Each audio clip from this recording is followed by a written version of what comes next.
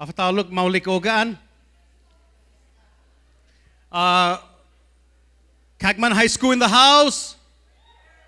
Kagman High School in the house. Ay manaigi Kagman. Kagman High School in the house. Man mamay gwa life amaguon. Marianas High School in the house.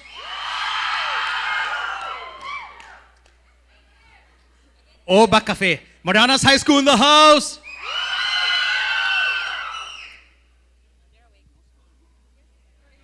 Southern High School in the house. All right. Talumbay, Southern High School. All right. No. Unuizu na sunny side up. Kagman High School in the house. Ay, nangga sa traffic. I-traffic mampusno anak ko. Fish and Wildlife. Oh yeah, Azuzu, right? Mazuzu. Nga sa man dispatch di. Lomangi no abonenya. Yeah. Senator HR, Lesor Mamay. Hafatatan manamzu. How's everybody? Kulang ti feeling and no. It's not furing. No? Ilenya siya migaw Thailand. It's not furing. It's not furing. Okay. Well, we're gonna begin momentarily. Binanggan nazay man magas gwinino para tafan ma naini sinyat para ta kunsigi. Lo just a couple of reminders. Todudu siya I nina halumidzu na idehu, plano, rekomendasyon para ufan marikohi para umatogwi I proceedings. Taimano ay niya si Madam Chairwoman Malua Taisakan Peter para utafan ta fatinas liblu dyan no afataaluk resolution gi otimun pago na haani para ta presenta guatu gi PSS I legislatura I administrasyon dyan unos kwanto na kompanya para una posible I rekomendasyon mizo. So what we're asking is to be very, very constructive. No? Put on your creative thinking juices hats and toss out every possible idea you want to see, hopefully explored, considered to preserve, propagate, practice, promote our indigenous Tsamoru, Zan Rafaluwash Kosh, no? Our cultures and traditions.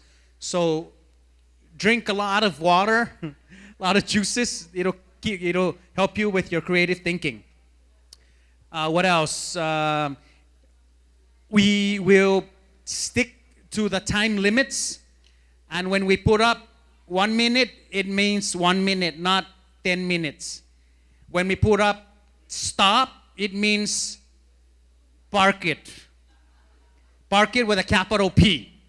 It doesn't mean go. Okay, so that's in tune.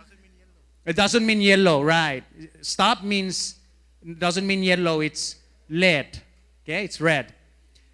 Just so that we can accommodate as many of the discussions and topics as well as to allow for the free flow of information, especially the questions. We really want the audience to drive the issues, to drive the discussion so that it be interactive, proactive and not one way. This is a two-way discussion. I think in every conference, symposium, workshop, the productive aspect of it is allowing the audience to participate and provide feedback.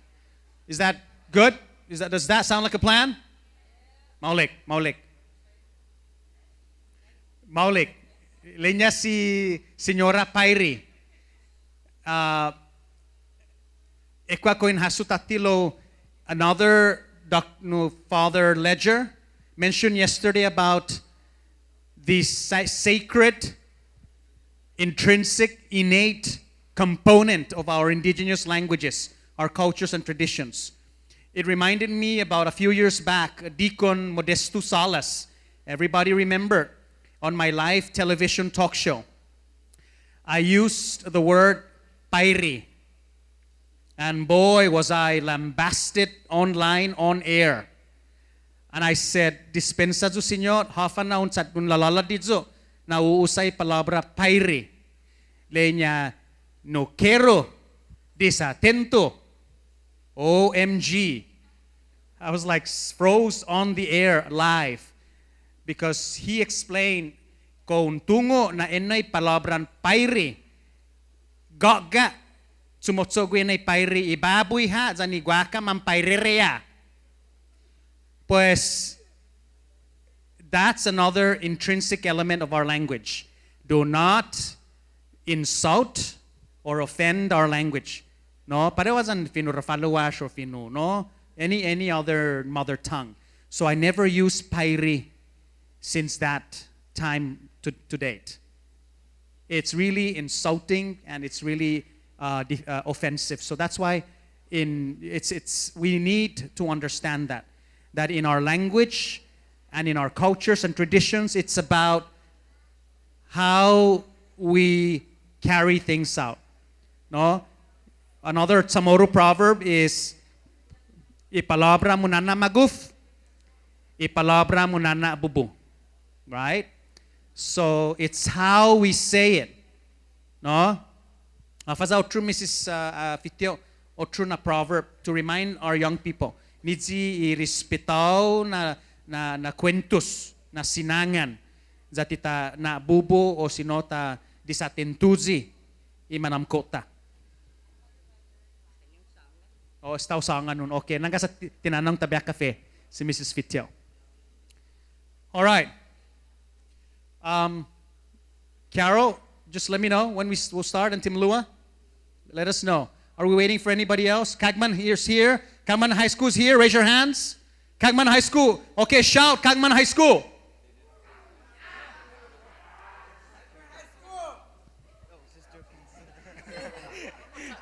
Kagman High School. Right. Okay, Marianas High School. And Saipan Southern High School. All right, I think we're ready to go. We're ready to rock, Auntie Malua. You are how you rock. Thank you, John. Okay, now Dr. Betances is getting ready to present, so we would like to have all the 3 schools. I'm sorry, adults, we'll just have the students take picture with Dr. Betances because there's just too many of us. So, starting from the front row, quickly get up and come up to the stage, please. Students, get up and come up to the stage. And move all the way back to where the table is. Form a line.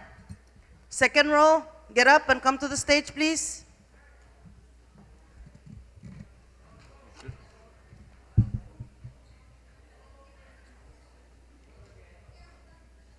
Third row.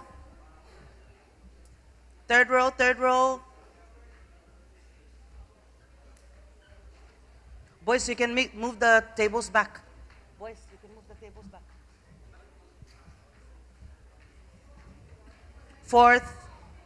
Fourth row.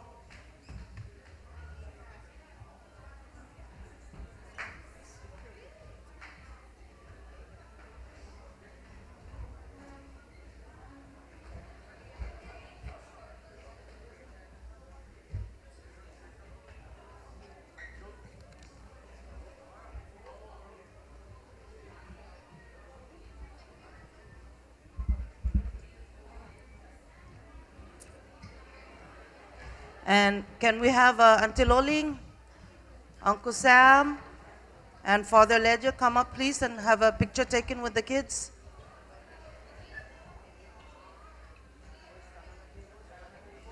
Okay, quickly. Boys at the back, come over here right now and sit in the front of the stage. Sit down. Come. Boys, sit down at the edge of the stage. Better they knew. Boys. Carol, better they knew so that they don't see everybody. Better they knew. Yeah, but the front they're going to sit. Boys, go to the front. Okay, move to the front also. Fan malaki san mena, please. Fan malaki san mena. Sit right at the front. Yeah, there. Sige, fan matautsung san mena. All the way to the other side. Fan matautsung. Pag tinisisaro ponsangan fatautsung papa. Sa ti matatot sungi tau to hulo.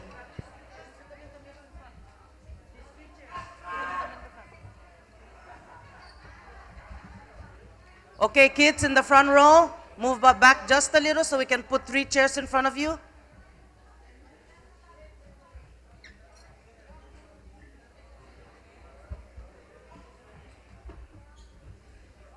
Put it right in the front in the middle.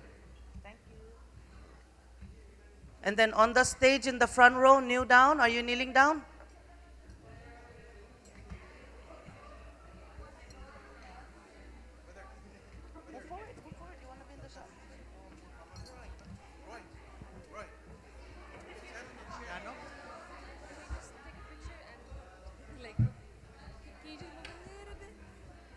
Sorry, or you could go and take a. Sorry, thanks.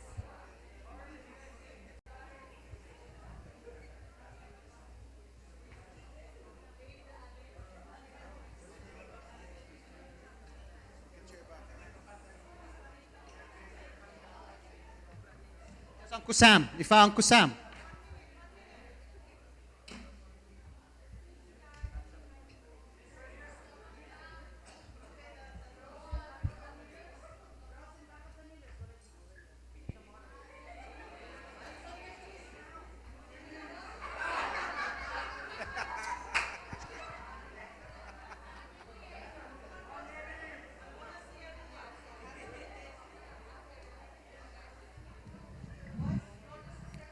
Gang, I think what Mrs. Hosino is trying to ask is for those that are standing in the front to sort of kneel forward a little so that the folks sitting in the back can be seen. Okay? And we want to make this a good history. We want to make sure that everyone's faces are shown in the photos. So please, let's do that now. Okay? Show your Twitter faces. Yes. Instagram faces. And smile. Feel good about yourself, yeah? Yeah. All right.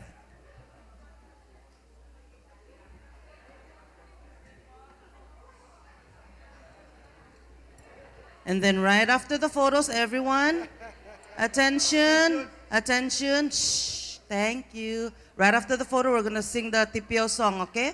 So you just stay in your place. Anda primineti. Anak kapal. All right. Instagram, Twitter, Face Me, Viber. What else? Huh? Nice, MySpace, Your Space, Icebox, Xbox. Smile, John- smile. John, don't forget Bluetooth, green tooth, red tooth.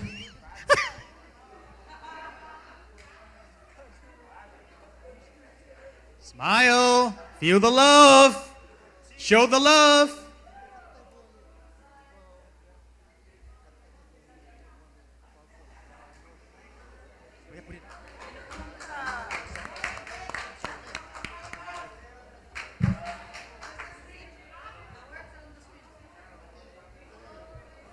Akalili.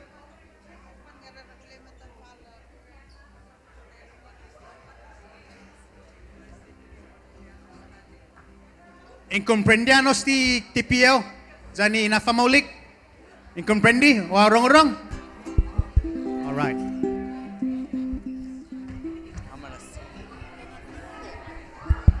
Like this.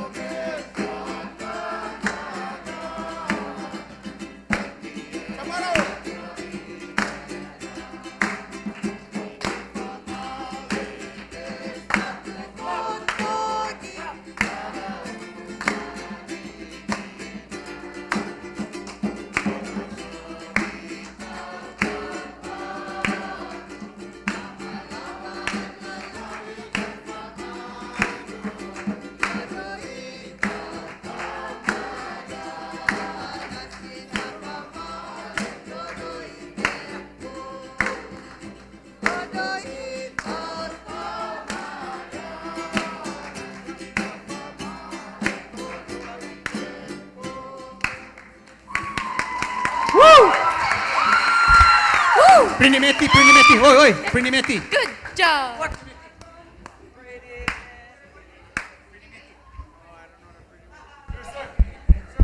Pago patatsogi, Prinimeti sa niya kapal.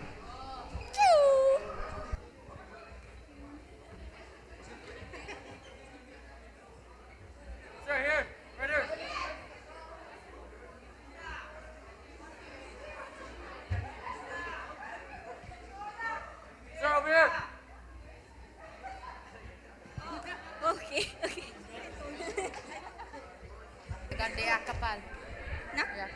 Pranimenti, manhula zufiegi papai banderahu, note marianas na baihu tsogui toru ihinya sinyahu, para bayu pertehi zandi fendi, ihinengi kotura lenguahi airi hanum zanitanu, nire shokuri retsu ginena zus tata, para toru ina shonta moru, paguz and para toru i tempu. Acapal. Meow say.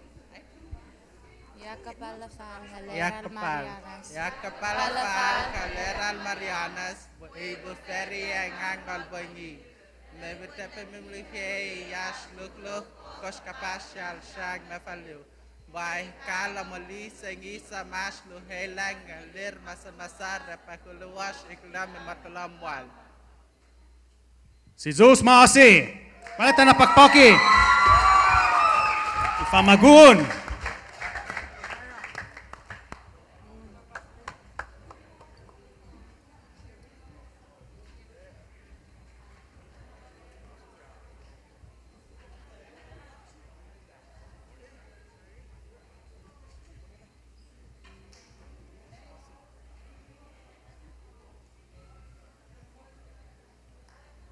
Manyay na malatalo ta na pakpaki famagonta estudyante ni Zotak High Schools.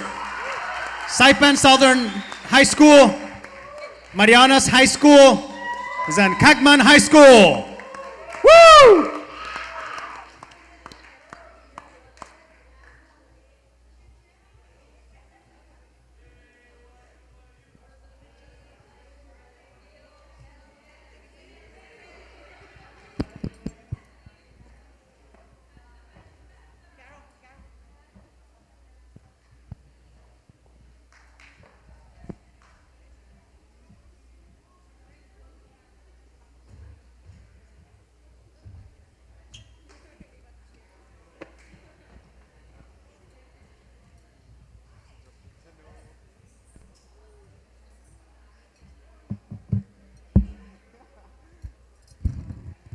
Good morning, everyone. Is this okay? No feedback? Okay. I'm Carol Peter Hosanan, John Oliver Gonzalez, and I will be your MCs for today. Lesor Wamai. Are you excited for our first speaker? Okay, it is an honor to introduce our first speaker for today.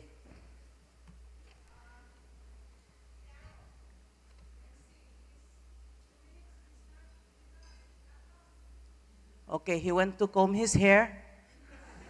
So while he's combing his hair, I'm gonna talk about him. He's not here, no? Okay. Talk behind his back. Hurry Yeah, up. I'll talk behind his back. So Dr. Samuel Betances, I know him as Uncle Sam.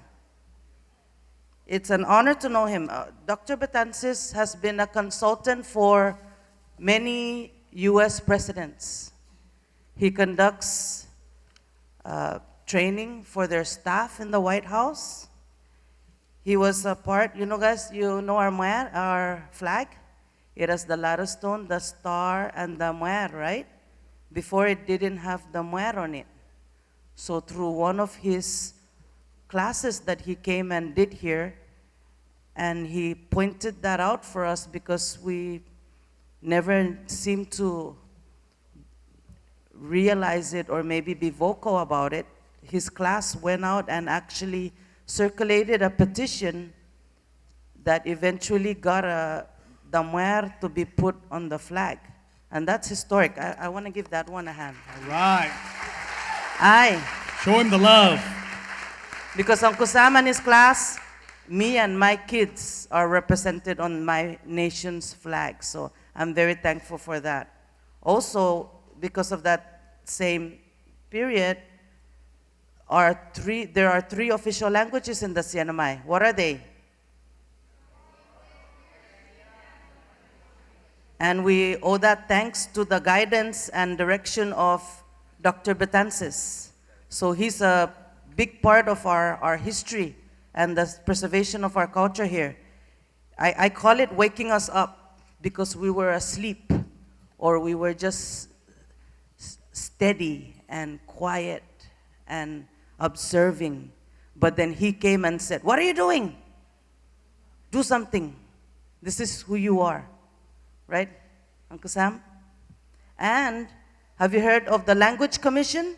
The CNMI Language Commission was also established because of his guidance and his leadership. And that's the commission where documents are put through and they're translated into our languages, Carolinian and Chamorro.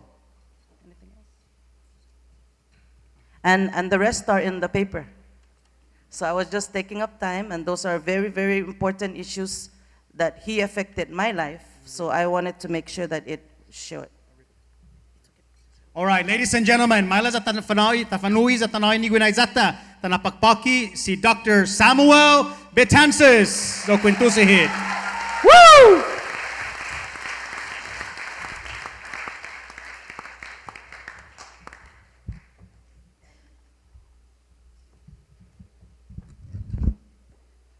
What's up?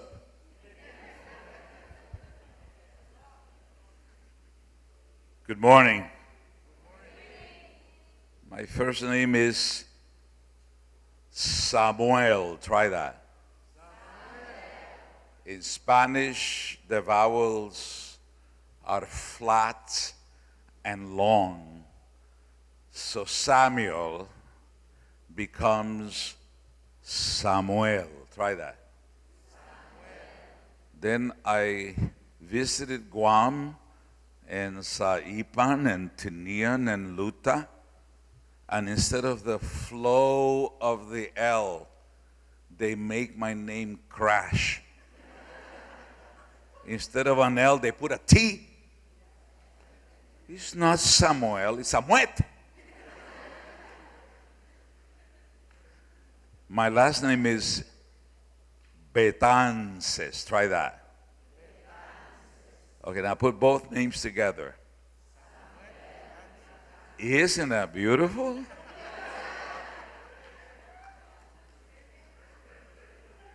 I get up and I say it about 10 times.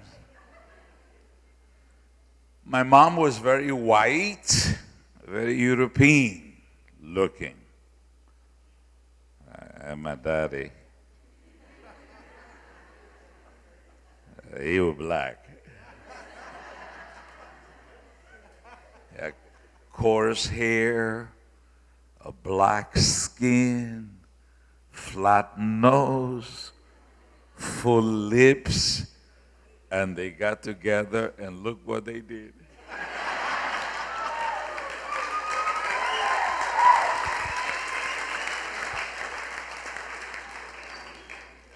That's why I look Palawan. One of my favorite people on earth are the Palawans. And the reason for that is because there are only 20,000 Palawans. And they made a sanctuary 200 miles long for the shark. And why is that important? It's because if he dies and you put it into the ocean, the sharks eat it. And it keeps the ocean from being infected. 70% of all of the oxygen for humanity comes from the ocean. And so the Palawans have taken the important step of realizing that while sharks bite 50 people a year, you should not be surprised if the shark bites you in the ocean. You're in their kitchen. And we kill about 100 million sharks a year for the fins. The shark is the vacuum cleaner of the ocean. And the Palawan people were the first on earth to protect that heritage. 20,000 people strengthening all of humanity. Now the scientists come from New Zealand and Australia and Korea and Japan and the United States, and we should get smart enough to also produce our own scientists in our islands to protect our interest. But ever since I've been to Palau, in the spirit of Ali, they welcome me and they welcome my wife. I came to these islands in the 70s, long time ago, before most of you were born. And you welcomed me to these islands. And you were going through your people and your people's people and your grandparents and your great-grandparents. We're trying to figure out the meaning of our existence, our collective existence. And that's where I learned to be accepted by the Chamorros. So much so that when I went to Guam, I met a Chamorita.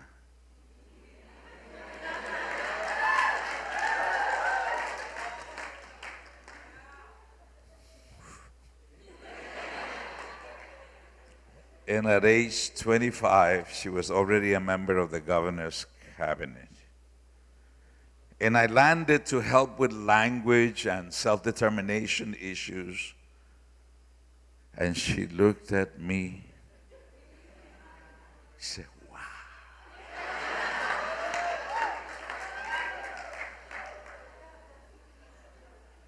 What are you doing for the rest of your life?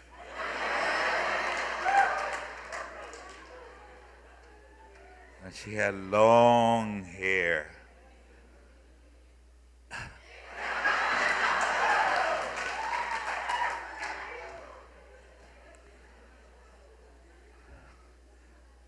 A Christian, Catholic, proficient Chamorro speaker who's also spoke English and loved her land and loved her islands and loved her people.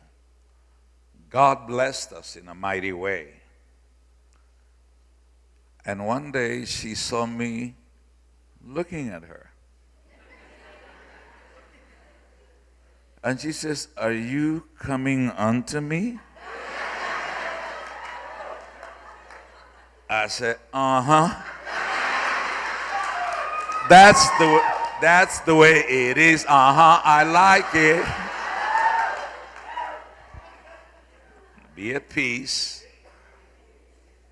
Christian woman, and nothing was going to happen that was not sacramental. I mean, nothing.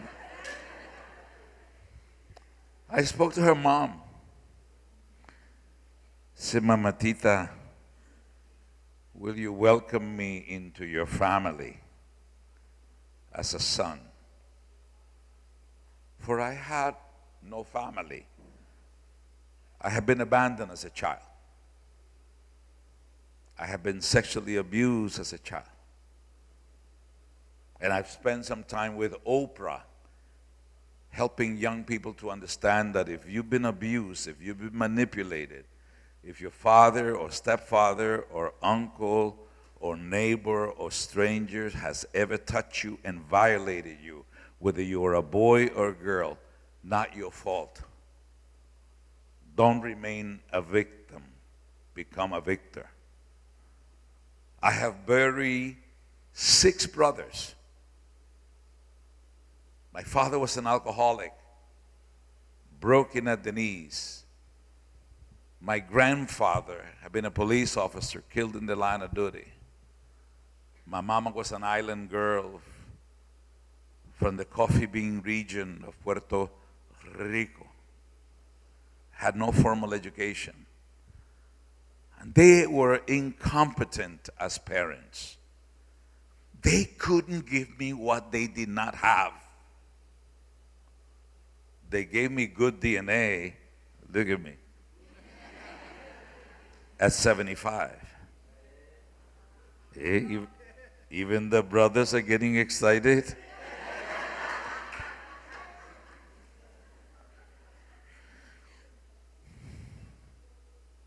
When I was 13, I came home, and everybody I knew had disappeared. I have 9 scars on my body.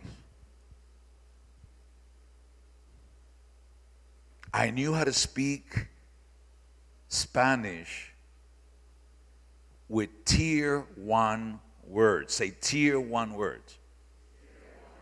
Tier 1 words are the language that we all talk. Tier 2 words are the language that you have to learn at the educated level. I knew what kind of words? And I did not have tier 2 words because my parents could not give me what they did not have.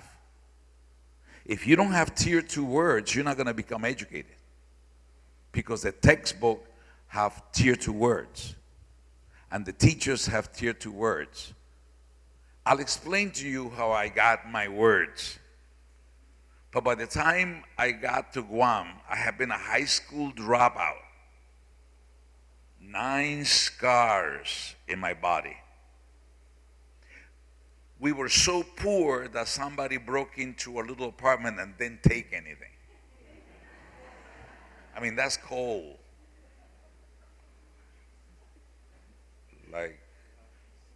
And so I have to explain to you how I became educated.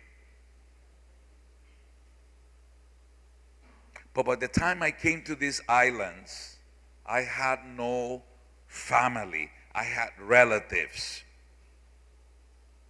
Some of you don't have father and mother. Some of you are brought into the world by people who are breeders, not parents. A breeder is somebody who comes, has a child, goes away, has another child, goes away, has another child, and you really don't have a father, you really don't have a mother. Some of you are so absolutely wonderfully blessed by having nanas and tatas and parents and uncles and people. Whatever you do, don't be angry at people that get on your case. Unplug your ears. Turn off the TV set. Have somebody hold your technology hostage while you do your homework. Work in your house. Do your fair share of the crap. Make your bed. Clean your dishes. Sweep the house. You're not helping your parents. It's your dirt too. At any rate, I was broken, and I met this woman, and she looked at me because she saw me looking at her. Turn off the technology, please, unless you're going to take my picture. Put it on silence. You know how much I'm getting paid for this event? Your respect. Malua Peter and her family, who adopted me when I came to these islands, says, Sammy, can you and Lolin come and spend a week with us? We have no money. What we have are great needs, and we want you to invest in us. And all that you pay me is your respect. So turn off the computer.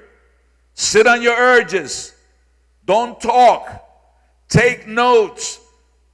These events are very, very important. And anyway, she saw me looking at her. Oh. And she says, are you interested in becoming my man? I said, is that a trick question? Uh-huh. I have conditions. I have conditions. You need to commit yourself to being my man for the rest of our life, for as long as we both shall live. And if there are some women that you have lied to, and if there are some people that have a hope in you, you have to take that Pan American plane and you have to go wherever they are, and you apologize and you tell them you found a woman for the rest of your life. Never do I want to meet a woman that has had anything to do with you that does not know that I am the woman for the rest of your life. If we both work outside of the house, we both must work inside of the house.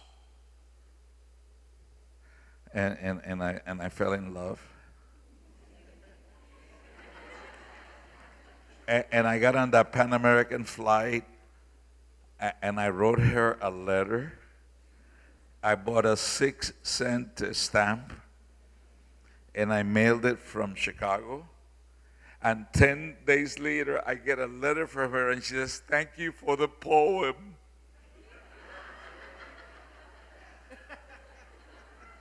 I said, you got the only one? Please send me a... So she put it, and she typed. My first letter to her was a poem. And when we got married, I read her my poem. But Mom said, no church wedding, no blessing. Our church is our glue that binds us as a people. If you want to be part of this family, you got to be part of that glue. And so they invited me into their home. And as a result of that, we've had a wonderful journey. Don't ever ask anybody how long you've been married. Ask them, how deep is your love?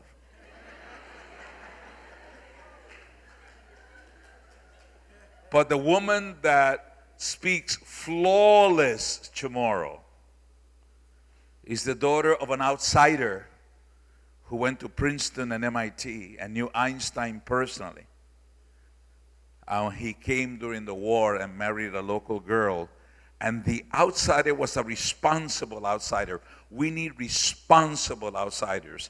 The American outsider who married the local girl insisted that their children had to learn the language of the indigenous people of the Marianas called Chamorros. You can applaud.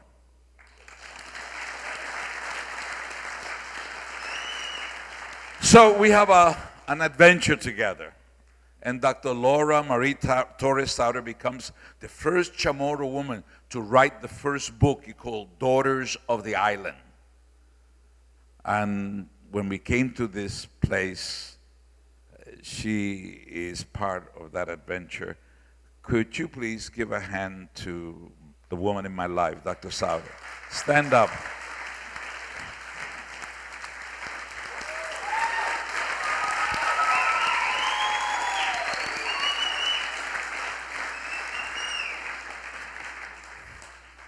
And I was hot then. I mean, look at me now. Old man still got it going on. Let me explain to you a little bit about what Father Arthur was talking about yesterday. And a brilliant presentation as well by Pali Eric. I want you to listen to me.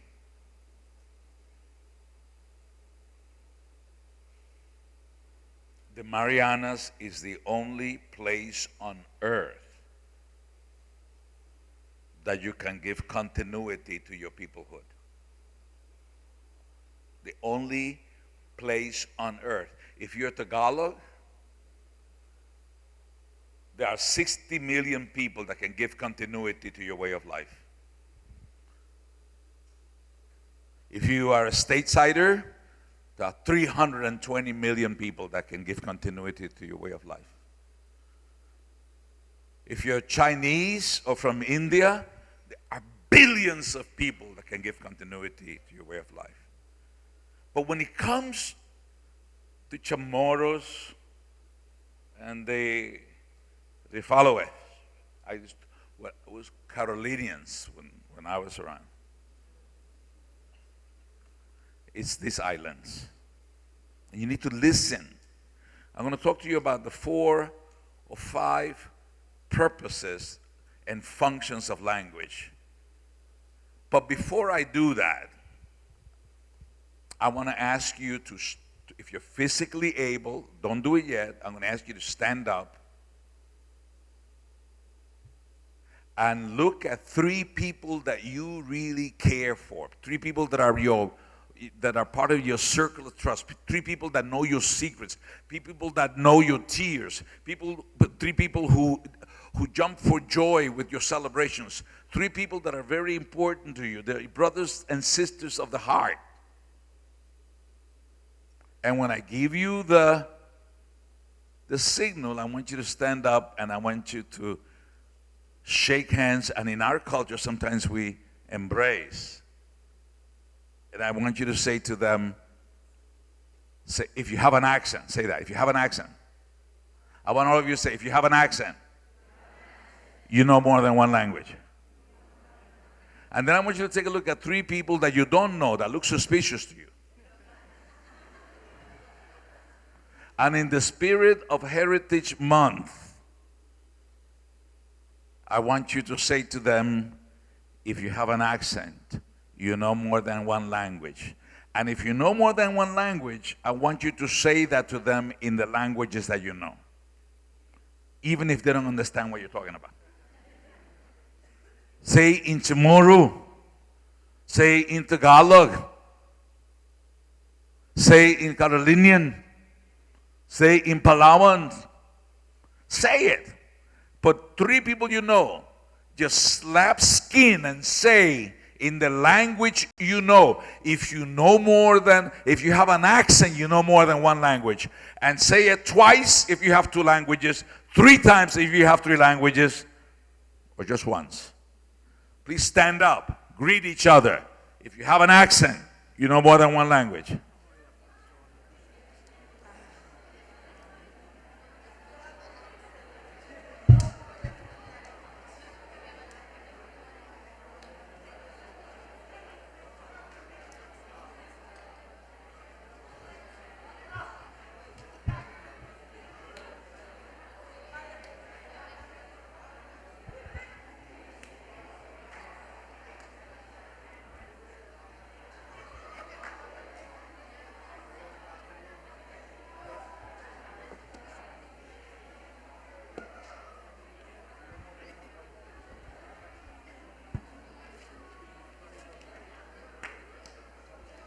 Okay, good folks, take your seats.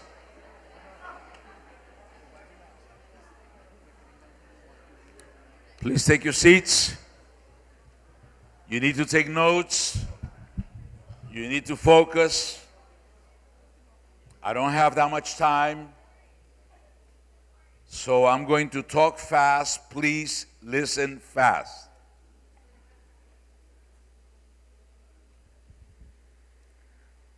Language is an identifier of your peoplehood. Language marks you as being a member of a cultural linguistic heritage group.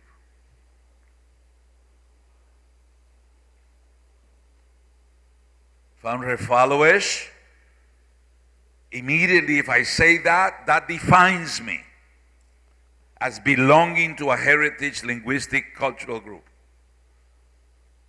Chamorro defines me. So what you have is a definition of who you are, and then language, listen carefully, this is important. Language is what gives continuity to your people. So you are defined as an individual who belongs to a group. That's my family.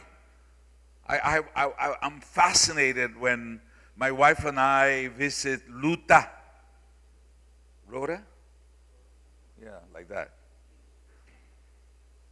And Tinian. And Taipan. And sometimes in the States. And the first thing they do when they meet is they start putting their names together. And then they find out they're related. Everybody related to everybody. And so forth. So number one, it defines you as a member of a language, a linguistic heritage identity group. The other function of language is to give continuity to peoplehood. You are either an ethnic Chamorro, which means that you are a shadow of your people, or you are an authentic member of that community, because language is the umbilical cord to the mother culture.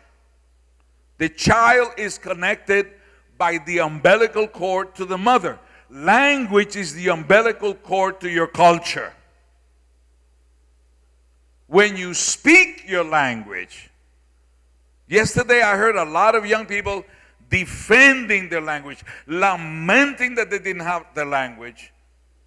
Now that you lament that you don't have it, today is the first day of the rest of your life when it comes to language, because language is something that we can learn. Give me a bam. Say bam. Say amen. Amen. Say right on.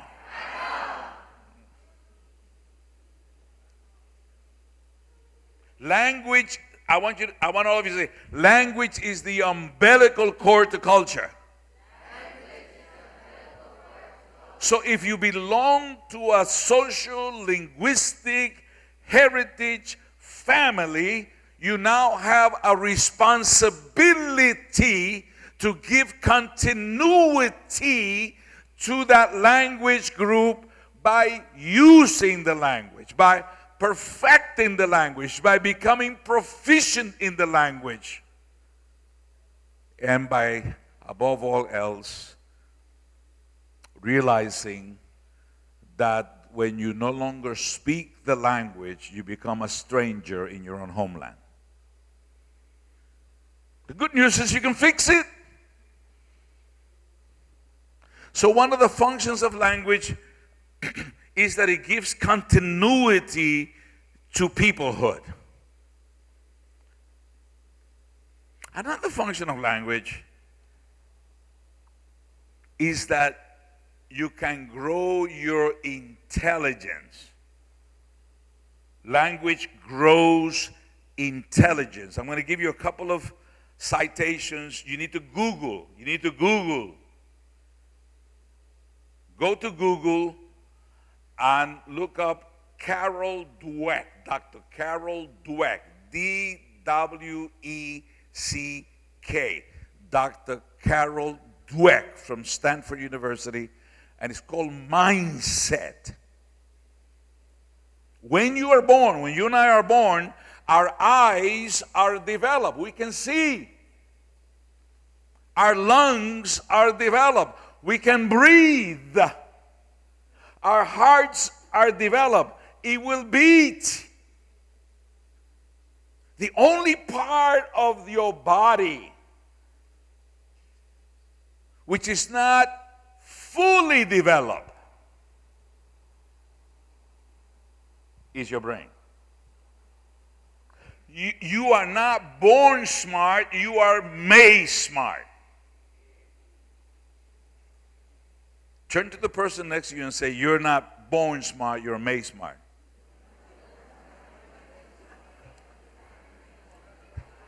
Now listen up, because I'm about to say something important. You have been lied to. Listen carefully. Hold on. We've been lied to.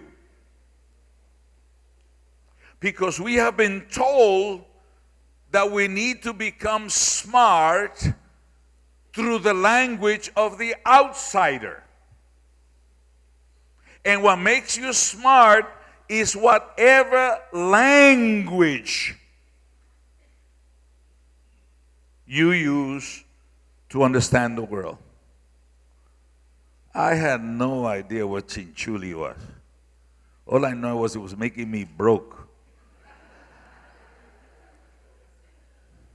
As an outsider, chinchuli is you give money this time and you give me money next time. Let's look at the list. Oh, they only gave us $30. How cheap. Okay, we'll give them $30. I thought that chinchuli was what? Quid pro quo. You give me, I give you. I had no idea about reciprocity. I had no idea about interdependence. I had no idea how a people in crisis looked at each other and support each other. I had no idea about celebrations. I had no idea about how people invest in each other, interdepending. Chinchuli is not quid pro quo. It's a collective investment in the idea that we're stronger together as a people.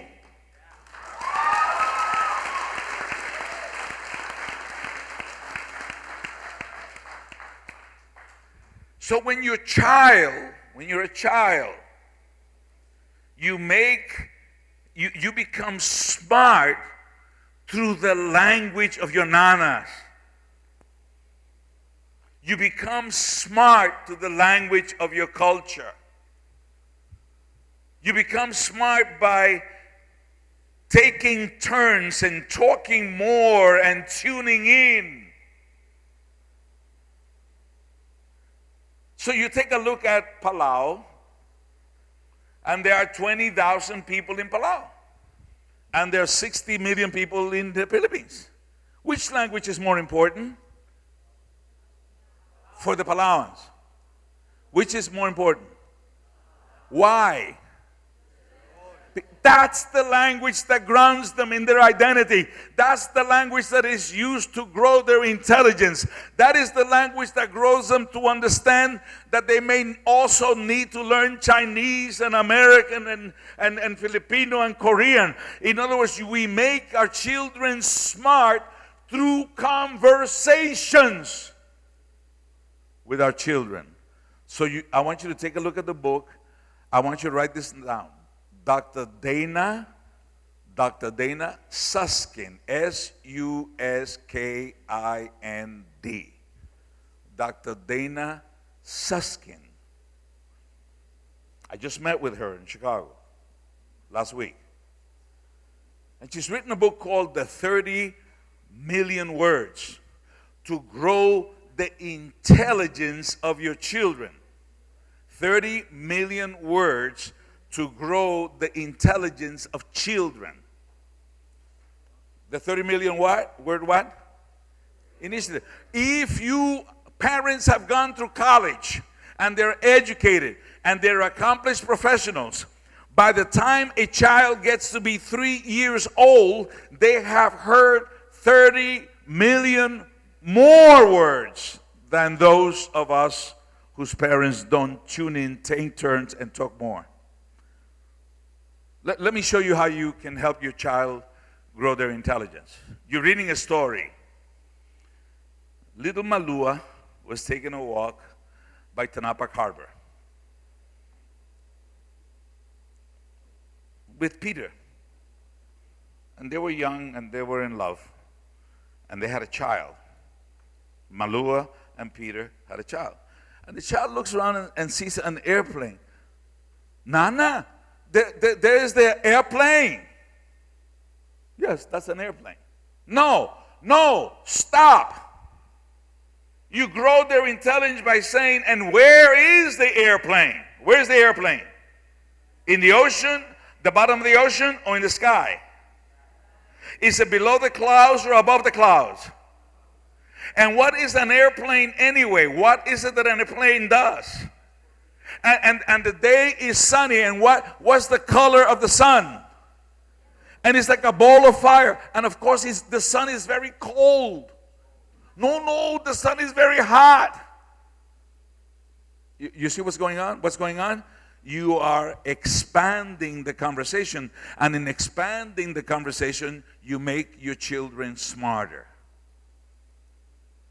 But if you're too busy playing ball, if you go to work and then you go to the bar, or to, what do they call these parlors?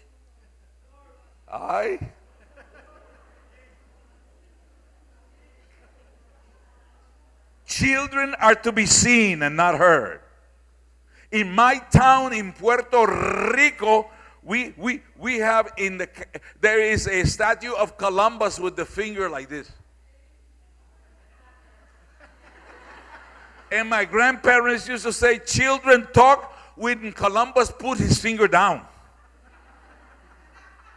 For 75 years, I've been waiting for Mr. Columbus to put his finger down. Meaning what? Children what? If you don't talk to your children, you don't make them smarter. If you only speak to your children in the language of the outsider, you disconnect them from the heritage family. So how do you make your children smarter? By three things. Say, tune in. Say, tune in. You tune in, and then you take turns, and then you talk more. Look at the testimonials. Go to the internet and look at the testimonials of single parents in the south side of Chicago who make their children smarter. So, how do you make your children smarter? By doing through what? Words. Tune in. Talk more. Take turns. Use words. Expand your understanding. Explain the meaning of nature. Explain why this is healing in our culture. Explain why it is that we do what we do. Explain the meaning of these wonderful symbols. Okay, so the purpose of language, number one, is a marker. It defines you as a member of a group. Number two, it gives you the sacred responsibility of giving continuity to your people. Don't just defend the language, speak it. Teach it. I made a deal. I had 3 friends, Tony and Ricardo. I was born in Harlem in New York City. I spoke tier 1 words. And I realized that I had to learn proficient, middle class words to be educated, to defend my language. Have you noticed that in Saipan and in the Marianas, the most ardent defenders of your languages are excellent speakers of English?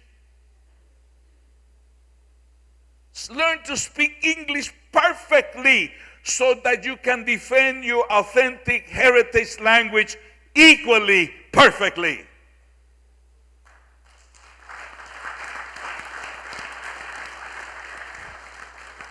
And so I tell my friend Tony, Ricardo, mire, escúchenme.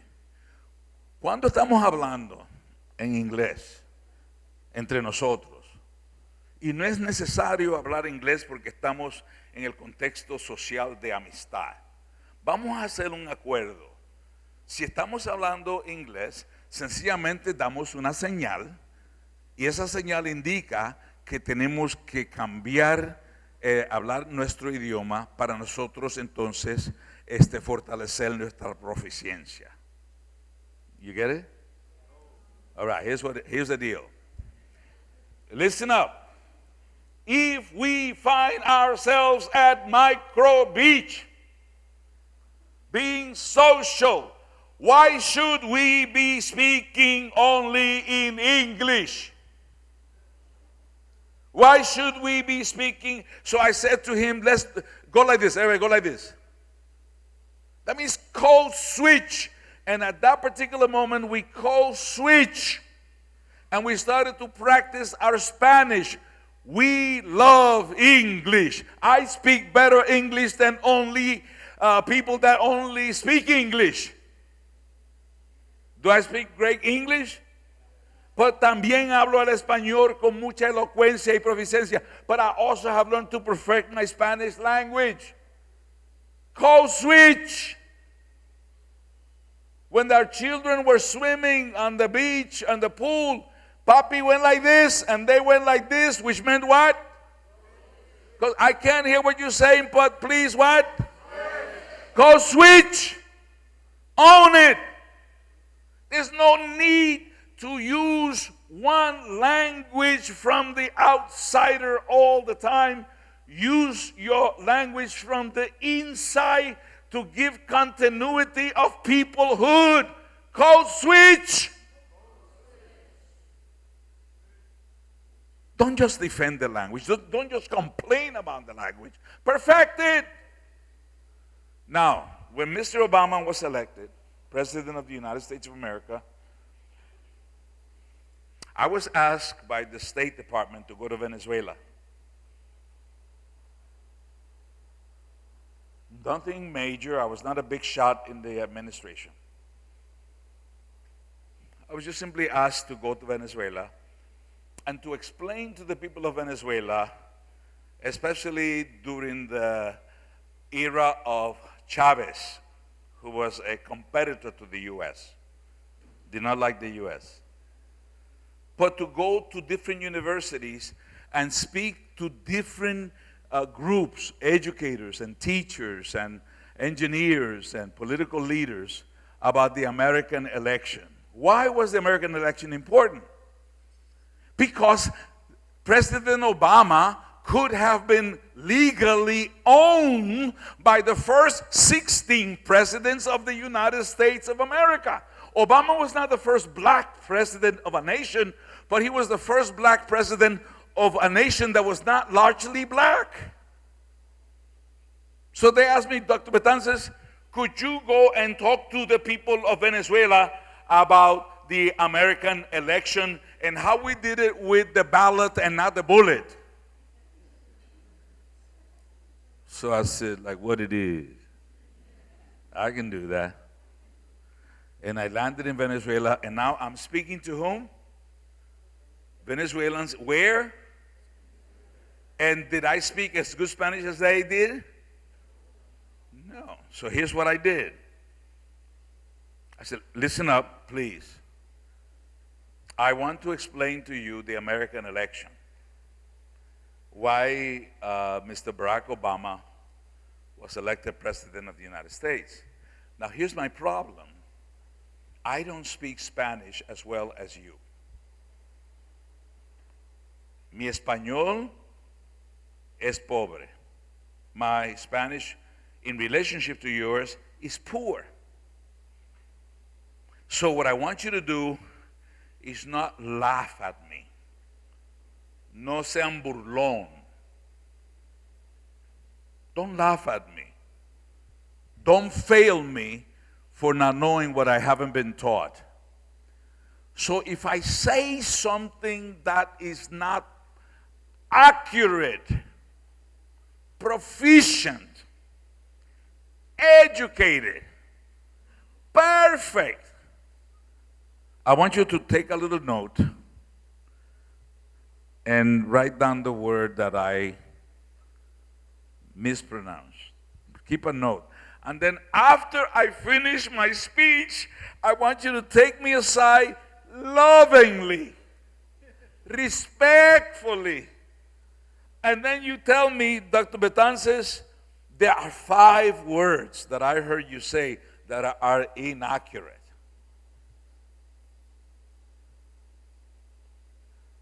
I was in Trinidad, next to Venezuela, and there was a preacher preaching in Spanish, and he says, tenemos que experimentar a Cristo. The word experiment in Spanish has 2 meanings. Experiment, like a test, or experience. And the lady didn't know Spanish. She only knew 1 word. And when the priest said we have to experiment, she says we have to experiment Jesus. What does she mean? Experience. We have to experience Christ. And she was saying what? Why? She didn't know. You do not laugh at people for not knowing what they haven't been taught. You make an agreement. If I make a mistake, take a note, and then gently and respectfully take me aside and teach me how to say it better so that we can give proper continuity to our language and our way of life. Give me a bam. Stop laughing at people. Parents should not laugh at their children because their children can't pronounce what hasn't been taught, but they should praise their children for making an attempt and speaking out loud even when they make a mistake. Give me a bam. Go to the internet, write this down, go to TED Talk. Put TED Talk, like United, TED, the TED, TED Talks. And put down how to learn a language, how to learn a foreign language in less than 6 months. How to learn a foreign language in less than 6 months. You go to TED Talk, and you learn to do that. So learn to practice, learn to respect each other, and tell your parents and tell your elders, don't laugh at me. I need to speak it badly before I can speak it well. You cannot speak a language well until you learn to speak it badly.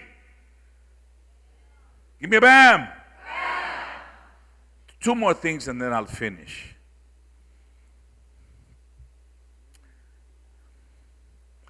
English is the lingua franca. That's a French term. Say lingua, L-I-N-G-U-A. Say lingua franca. That's originated with the French, but it's used everywhere to mean the language of business. English is what? The lingua franca. And also English is the language of civic responsibility for people living in American territories or who are American citizens. Are you with me? Are you with me on that? So listen carefully. English is for business the most important language in the world. English cannot give you continuity of peoplehood. So for your soul and for your roots, Refalowesh is the most important language. Chamorro is the most important language. Yapis is the most important language. Tagalog is the most important language. Spanish is the most important language. Are you with me on that one? Your most important language for peoplehood is what? Our heritage language. You need to be grounded in the past and grounded in your culture before you can cross and connect your island, before you can cross the island cultural divide. Language is important for the world of business. We live in a world where we need to work. Say our great-grandparents work with their hands. Our parents work with their backs. We have to work with our minds. So what you need now is English so that you can enter the global economy, but you need to be grounded in who you are by speaking the language of your heritage. And that means that there ought to be places on this island where you can come and you speak and perfect your language, and then you need to learn what? English. When my wife and I went 2 years ago, we went to Europe. And we went to Norway, and to Sweden, to Denmark, to Russia, to a few other places. But we stopped at Norway. I don't know why she wanted to buy glass that is blown. Can we go visit the way they make glass? So, of course. And there was this young, beautiful, attractive young woman. She must have been 26, and she was blonde and blue-eyed, and she's speaking and giving a presentation in English. Then we went to see glass. And we come back, and she's now talking in German. Same girl. And then, so we went around to take a look at more glass. And come back, and she's speaking in Italian. So I go to her, and I say, excuse me, young woman? He says, yes. Well, how come you speak all these languages? Oh, when we grow up and we are born into the world, we are made smart. And we are rooted in our language, because I am Norwegian. So I have to be connected to my people. And then immediately we have to learn English. Those are our most important tourists. And then we choose 3 other languages from the area. Whether they be Russian and German or French or whatever, because our language. So you can learn more than one language. But in our society, the people that come from the outside say, speak English, only English. Now, wait a minute, why English only? If I have 2 worldviews and English cannot connect me to my culture, why must I speak only English? Why must I forget what I know to learn what I need to know in the world of work? Because the world of work will not connect me to my heritage.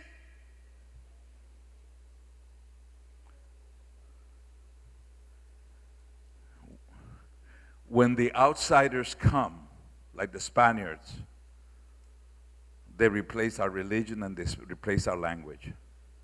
When the Germans come, we become more Lutheran. And then we have names like Schneider. I remember Penny, who I helped to mentor with lollipops, and her dad. I married the doctor.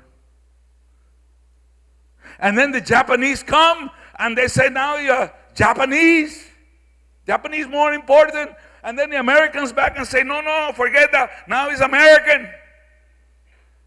And what do you say? Okay, well, we'll speak Spanish, and then I guess we'll talk German, and then will do Japanese and I will do English. No, you must do anything and everything that is required to do, but your most sacred responsibility is to give continuity to your peoplehood.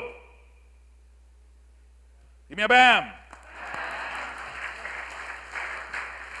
I will end here. There's another function of language,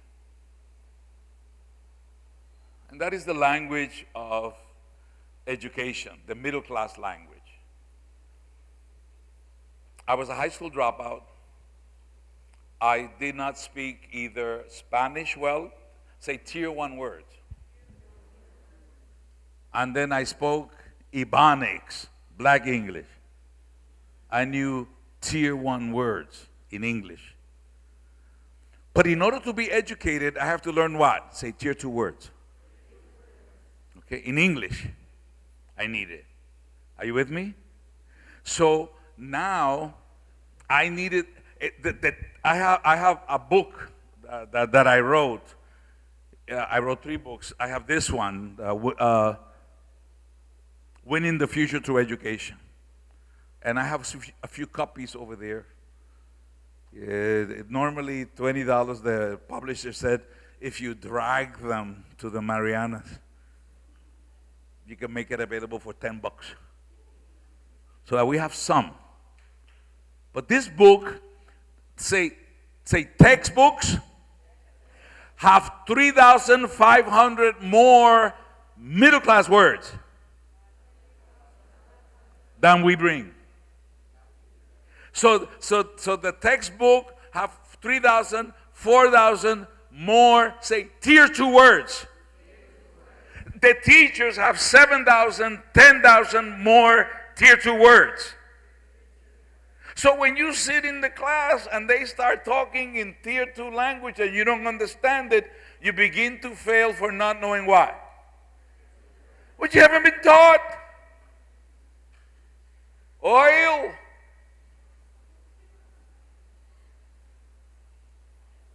Are you with me? So what happens to me is that if you can't be good about being good, you'll be good about being bad, because all of us got to be good about something. So if you cannot get into the legal economy, you get into what? The illegal economy. If you can't do it with your brains, you do it with what? Your fists or your genitals. Do you know that in the Marianas we have more single parents than any other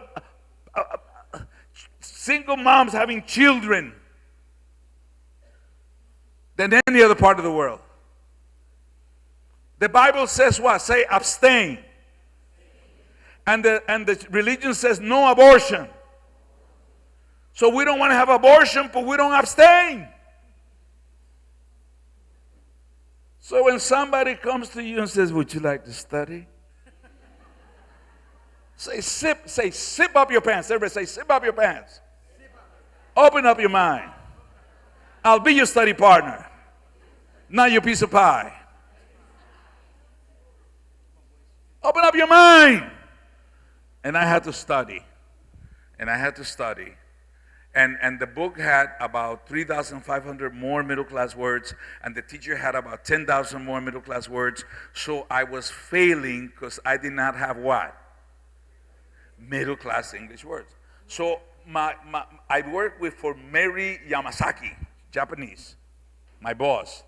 She said, Sammy, you got to read 30 minutes a day. And every time you see a word you don't understand, think of it as a brick that hides the sunshine of understanding. And she gives me my first dictionary. And she says, son, with this you can crush bricks. Look up the words. Read, read, read. I said, read when? Say chunks of time. Don't just wait at night. Don't just wait to the weekend. Read when you have a break. Continue to read. Study together. Don't study alone. Tutor somebody in the area of your strength and get tutoring in the area of your weaknesses. So I began to read and read and read. Read memoirs of people that had it tougher than you. I love your book. We drank our tears. I read it.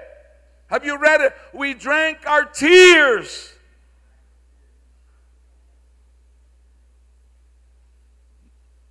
Grow your vocabulary. Be bold. Learn English. Bridge the island global divide. Speak beautiful English, but whatever you do, remember, English cannot give continuity to your peoplehood. You should have a movement. You should ask the Sunshine Casino and anybody else who comes in, help us to create a language learning center with all the bells and whistles, just as you have gambling machines. Teach us with the best technology how we can grow our Carolinian language and Chamorro language in our land. There ought to be places of learning and community homework centers. This is our land, and we are stronger together, but we have to read and become educated. It is together that we succeed.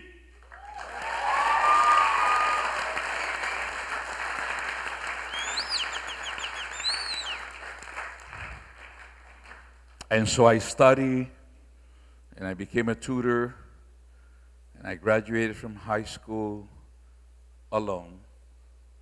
And don't let anybody tell you that you cannot wear the lace and the mar of your traditions when you celebrate something important in your life.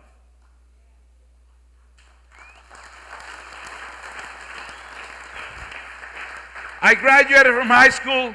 Then I went on to college, and it took me 6.5 years of reading and using the dictionary and tutoring and getting tutor and learning English and perfecting my Spanish. And soon Harvard University recruited me to come to Harvard. And my professor looked at me and said, "How'd you get in?" I said, "Hey, how was Harvard University smart enough to realize that it's going to take all of us? Chamorros were here first. Then the Spanish said, 'Go away.' And then the Refaloas came. And the next time the Chamorros came, the Carolinians said, 'Welcome.' You came first, then second, but it's together that you are one people. And when I saw the flag, it had the lattice stone, it had the ocean, it had the flag, but it was incomplete because the Northern Marianas cannot be completed unless you have the Carolinian and the followers together as one.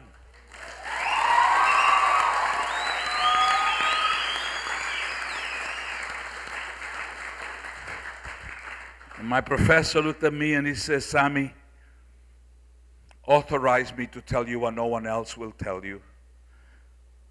Authorize me to get into your business. Authorize me to give you advice, because your parents cannot give you advice because they're not around. They cannot give you good study habits because they didn't have them. Please authorize me to get into your business." And I said, "Yes, sir." And I did. And I graduated from Harvard University. So I went from being a high school dropout to becoming a high school knockout.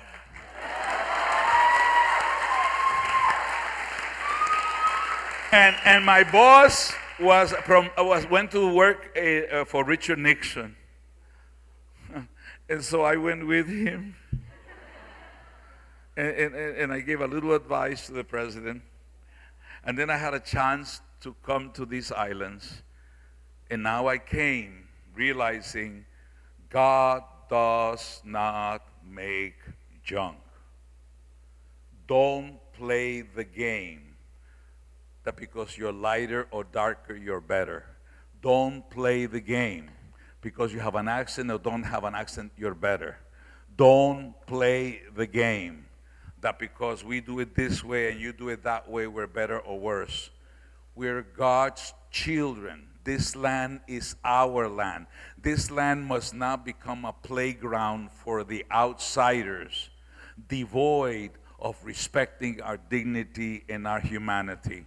You have to read and read and read and read. You need reading clubs.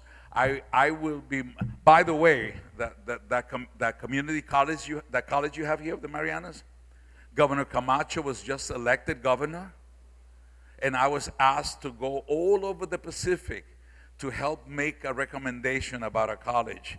And I was glad to be part of the group that created the feasibility study that created the Northern Marianas College. So the next time you see the flag, remember me. Next time you see the college, remember me. The next time you signal each other, let us go switch, remember me. And then the next time you remember that this land belongs to all of us. The Jews were the chosen people. And then Jesus comes around and goes to the Gentile.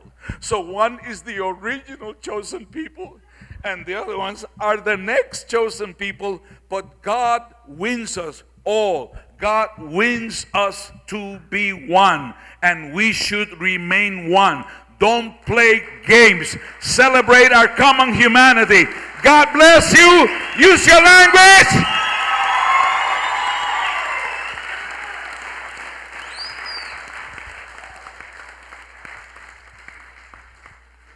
One more thing. The way I am not asking for a standing ovation, but when Polly, Eric, an author, and some of us stand up, one of the ways in the Western culture that we show gratitude is to stand up and cheer. That's called a standing ovation. So let's try it. Let's just practice it.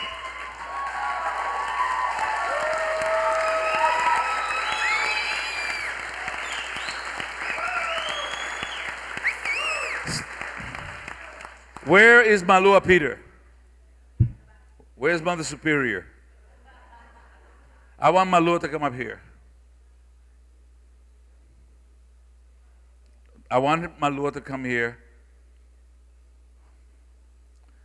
because this is the woman that introduced me to my amigo Manny Villagomez, and to Titano, to the senator, and David Peter was like a father.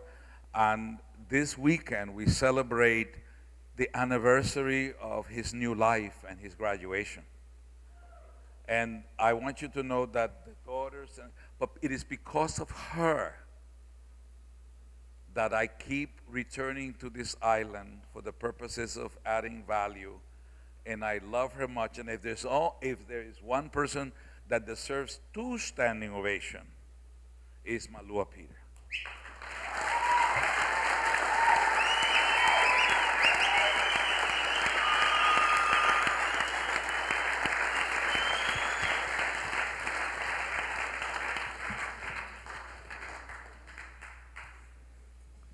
Thank you.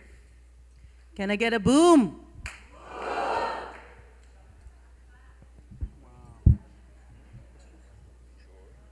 So, I know everyone's really excited, pumped up. Does anyone have any questions? There's 2 mics on the floor. This is your chance. We can entertain 4 quick questions, and then I will be around so you can touch me and take pictures and relax. Is there anything that you have as a question or a comment? Oh, by the way, look into the internet and look up why reading 30 minutes a day matters. If you read to your child 30 minutes a day, you guarantee they can get into college. Why reading 30 minutes a day matters. Any questions or comments? Yes? Everybody say, let your voice fill this room. Your name and question, please. I just say my name. I'm Dimitri, and I have a question for you. Hello? Please louder from my jet. I got 8 million miles of travel in jets, and they get into my ears. What? Oh, I'm Dimitri, and I'm from MHS. Huh? My question? What is the question? Please, Dimitri, question. So when you're younger, you had plenty of girlfriends, no?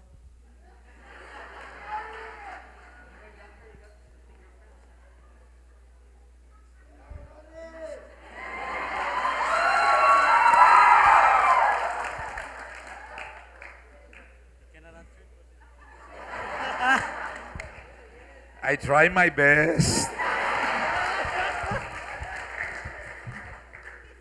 Now, here's something important, because the internet can mess you up.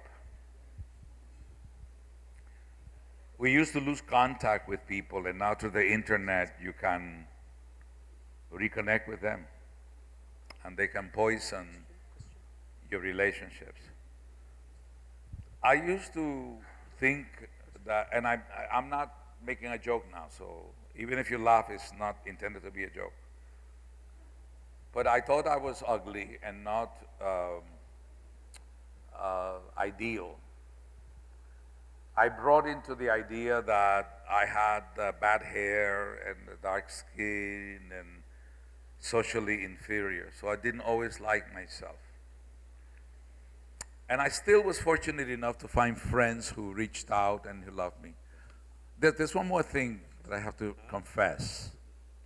I was married before I met Loling, but the little boy that I was had no business choosing the woman for the man that I was going to become. My father was not there, my mother was not there.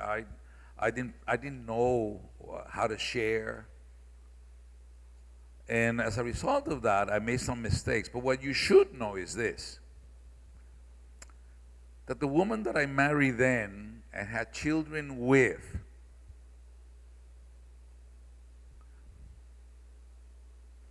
I went out and got an annulment. And I had no idea that the church was going to give it to my ex-wife to see if what I said was true. And she read it, and she signed it. In the last few years, my wife, Laura, and I, as grandparents, go on vacation with my former wife with our grandkids, because we have developed a respectful relationship, because both of us knew we had no business getting married. I was not prepared. And now we have family. Some of you have already brought children into the world that you don't care for. And so you give your children to your elders and you put them back. And those children will not have the competencies to know how to get along and so forth. Some of you have been in detention and you go to jail. You go to detention. Don't make it a career. It's just a bump in the road, and do some unlearning. The other thing that I learned in my marriage is that my wife has educated me about how she wants to be treated. So yes, I had girlfriends. I even had a wife that the marriage didn't work because the church determined was not sacramental.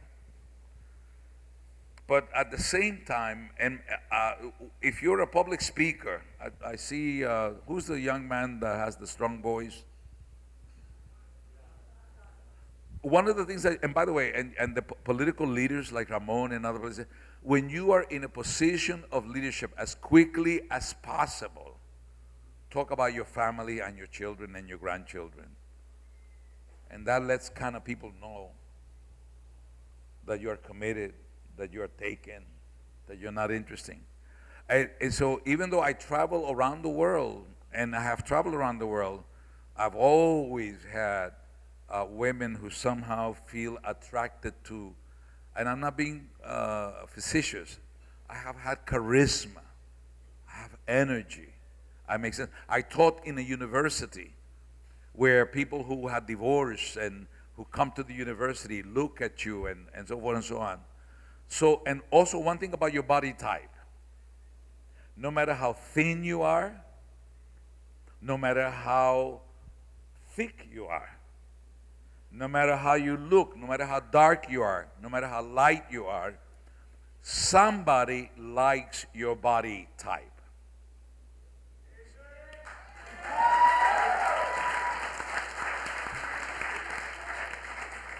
No matter what your age is. So you have to be very careful. The other thing that I want to say, as long as we're talking about marriage and relationships, there are people who are gay.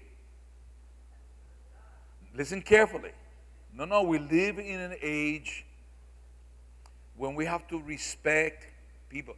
You don't have to become gay, but you have to respect people who are. Do not diminish their dignity. Do not use jokes to put people down. Together, if you see firefighters and your house is on fire and you belong to the Iglesia ni Cristo or STA or something, hey, wait, hold it! Hold the firefighters. How many of you are gay? 2 of you, no. Do not save my family. Do not save my house. Give me 2 straight firefighters. If they're good enough to save your family, they're good enough to be respected as human beings.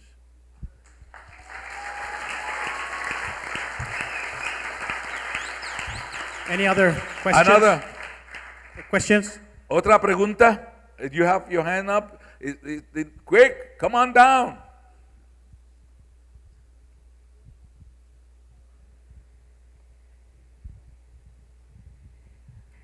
Ina annu si Signora Judy Castro, mamanana Gwizugi Dandan Middle School. My name is Judith Castro, and I teach at Dandan Middle School. And I just want to, say thank you because I came from Guam. I'm sorry, I'm getting emotional with what you said. With what you said about people laughing at you when you speak, that's how I felt when I came here. My family never helped me to understand the language correctly. So whenever I speak, I'm so sorry. Whenever I speak, they laugh. And that made me not want to speak Chamorro during my high school years. I have students, former students here, who I shared it with. And so when I sit at school all by myself, I would hear students make remarks about this Guamanian girl. But I never let on that I understood it. The only problem was I couldn't speak. So I kept quiet. I paid attention to everybody. I made sure my grammar was correct. And then one day after I graduated, during my party, I spoke to my family, and they were so shocked to hear me speak Chamorro, the way they wanted me to hear it. Thank you. Amen. Listen up. Listen up. You need to make circles of trust. 5 of you. Circles of trust that you agree to meet once a week or twice a week for the purposes of speaking it badly and perfecting it and not making fun and not. Is the word burlón, is that word exists in your culture? You poke fun, you diminish, and so forth and so on. So whatever you do, every time you have a chance, and when you see, if I see somebody putting you down because of whatever, stop them. You don't have to make a complaint. Just say, look, come here. You do not have to laugh at somebody because they have an accent. You do not have to make fun of somebody because they are obese. You do not have to make fun of somebody because they don't speak the language like you speak it. So we make an agreement. This is the only place on earth that can give continuity to peoplehood. We are adults. We don't like to have pie in our faces. We don't like to be embarrassed. But in Christianity, the cross represented shame. And Jesus took the cross and the shame for us. Therefore, we have to be conscious that we are there to serve each other. And there is no greater service than it is not a Heritage Week, it's not a Heritage Month, it is a heritage-driven life. And it's in that context that we have to help each other. Woo. One more. One more. Any other question? One more. Por favor. You have to run. Oh, here we go. Your name? My name is Xerxes. Yeah. I only want to know why. You said every time we look at the flag, we would remember you. I want to know why, what made you want to help put that Mwareeti on the flag? Why? Why? First of all, it was not me. I was teaching a class about symbols. And I was saying there are many symbols. We have statues. You have Sugar King. You have the old jail. You have Last Command Post. You have American Memorial Park.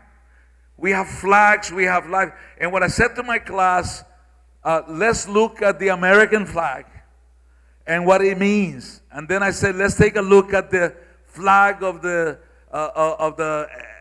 Northern Mariana Islands. And when we looked at the flag, I was surprised to see that the blue is the ocean, which is the highway that connects people. That the blue was the place for food and nourishment. That the ocean was the place of wonderment and nature. That it was a place for recreation. And that was the blue. And then they said this is the Lati. And the Lati represents the strength of the Chamorro. This is the place of a unique invention of a people. And then I said, who else inhabits this land? And then they said, well, here's the star. We have aspirations to the United States. And I remember, I think, was Joe Taitano a congressman or a senator? Huh? No, at that time, I think he was a congressman or something. But anyway, he said, oh my God, we forgot the Carolinians. And then something happened, something magical happened. They said, we can fix it. We go to the covenant. And we go over to the legislature. And we make the flag inclusive. Our job is to live inclusive lives. Our lives is to respect differences. Our lives, we have to understand that without English, you cannot connect to the global economy. But without Chamorro and Carolinian, you cannot continue to be the people that God made you. You are originals. There's no one on earth that is like you. And as a result of that, in this particular context, you can fix it. And these events, this month and this heritage, and these speakers, like Father Eric and Father Arthur, and whoever else is going to come, and the songs. So what happens is, I didn't do it. I just want you to know that there's some of us from the outside that just don't come to take. There's a saying in Hawaii, no outsider ever comes to our islands with good intentions. The outsiders sometimes come to tell you that you should not control your destiny. The outsider comes and tell you that you should not continue to worship the way you worship. The outsider comes and to tell you that they're here to protect you. I want you to understand something. I work with the Sioux, with the Lakota Indians, the native, the indigenous. And they gave me a ceremony to make me an honorary member of Lakota. And you know, they said, Dr. Betances, we don't have political sovereignty. We don't control the politics of the United States. but we have never given up our sovereignty. We don't have political self-determination, but we've never given up our sovereignty. I'm going to leave you with this last piece. I want to leave you with this last piece. Two of you, come up. The two of you, please. I won't embarrass you, I promise. Just come. Por favor, get over here. Come, please. Come, the two of you. Come on. What is your name? Dorina. Dorina. I won't embarrass you, Dorina. I promise. And what is your name? Jobert. Huh? Jobert. Come here next. Come here. These are two young people. They're God's people. God does not make junk. The rainbow is many colors. The garden and flowers are many colors. And the human race is many colors. We serve a God of diversity. Now, the outsider tells you, you should not control your land. The outsider tells you should not control your land. They even tell you shouldn't even speak your language. And sovereignty means that you can practice personal sovereignty. What is personal sovereignty? Personal sovereignty are the borders that you need to protect. The borders you need to protect. Your ears, say my ears, our ears are our borders. So you put what you put in your ears. Those earplugs. Did you know that the average citizen in the Marianas spends 9 to 11 hours a day on screen time? So you're, say, my ears. My ears. And my borders. On my border. My ears. My ears are my border. So you can decide what goes into your border. You have those big ships out there, right, with the big bright lights to protect people from coming in and invading and doing things and so forth and so on. Your mouth, what you put in your mouth are your borders. Say, my mouth is my border. My mouth is my border. Say, my mouth, my border. My mouth is my border. Say, my nose, inhalants and things, you could put stuff in your nose. That's your borders. I want you to say, my private parts are my body. My private parts are my border. Say, my private parts are my border. My private parts are my border.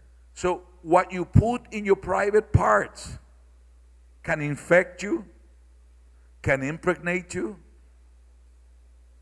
You can become a playmate for somebody. Or you can become God's child. And always remember, God invented sex. Success is not wrong. It's what we do that is wrong. To trivialize.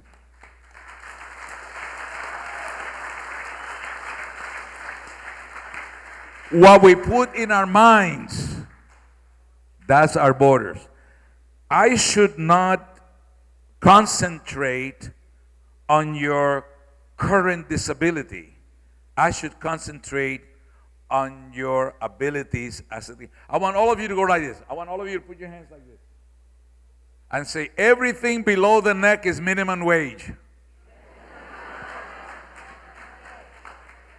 So good people, practice personal sovereignty. Practice cultural sovereignty. They control the politics, but they do not control our dignity and our humanity. And it is together as Refalowash and Chamorros that we give continuity to our peoplehood and to our integrity in terms of our personal and cultural and spiritual sovereignty. Thank you very much again. Can I get a pow?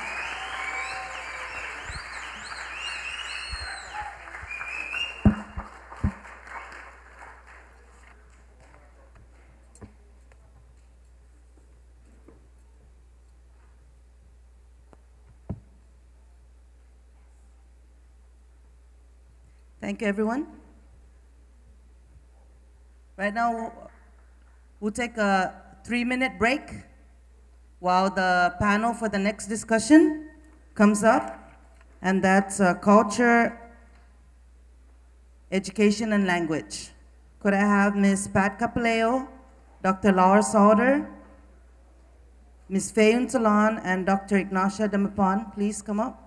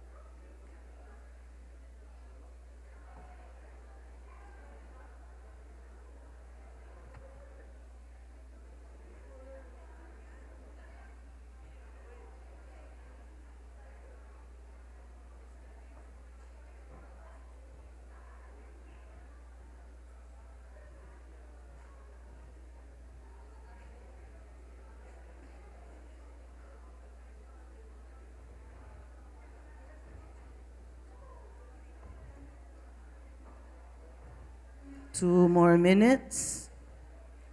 By the way, Dr. Batansis is here with one of his books, and the publisher has given them permission to sell it here. So they'll be selling it at the back later on today, and he'll be able to autograph it for you too.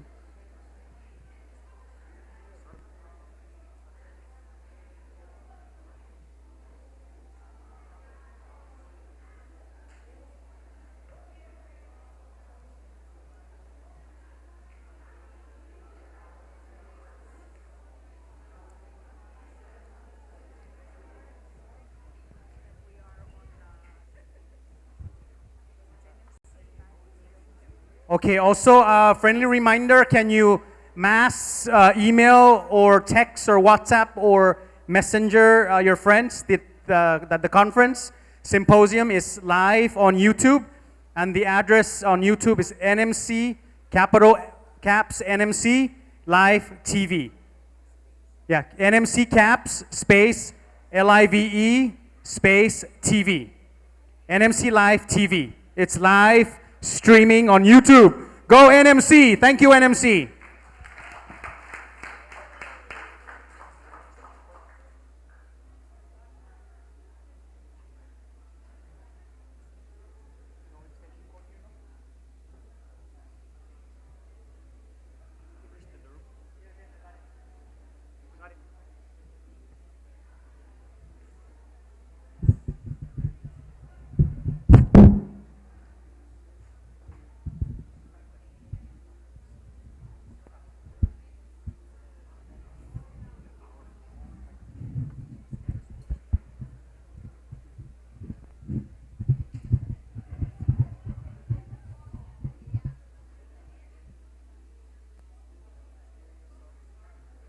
Can we start getting back? Malaza tabiray tati, please do what you need to take. Bring it back to your tables. We're going to start in 25 seconds.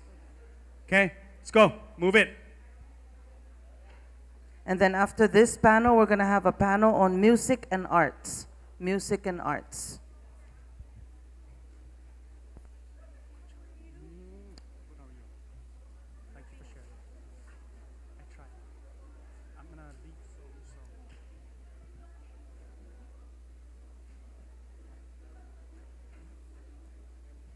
Okay, please start making our way back to our tables. Again, we are streaming live on YouTube to the World Wide Web. It's NMC caps space capital L and then IVE space TV. NMC Live TV, we are live streaming to the international community, the global, worldwide community on YouTube.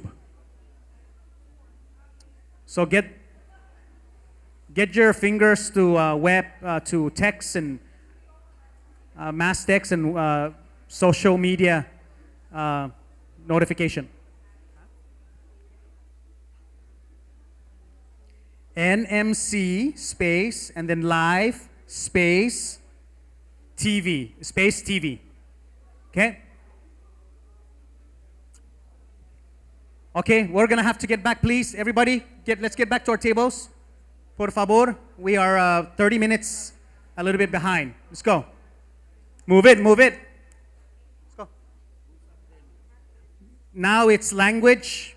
Carol, it's language and education, right? Yeah, even si Uncle Henry Sablan, right? And Jess Ilameto. No? Oh. No? Okay. Pat Capileo, Miss Pat Capileo, Anong ko? Dr. Ignacia de Mapan, Miss Faye Untalan, and Dr. Laura And here's Saud. Uncle Henry Sablan also. All right, let's get back, okay? Dr. Faye Untalan. Okay, we will now begin our panel on education and language.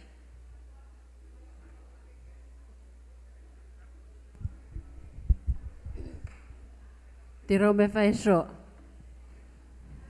Fala pisebi so como bui como lo fala. Tiro ami. Lesor mamai, lesor me mamai ngali kami alangemi atelmelete. Lesor mamai. Mamai tosha. Anyways, ngang Patricia for Dr. Patensis. Patricia Pita Apilio. Capileo. Mwareeti Ghiisch Iyo bumet bangang rafalwash.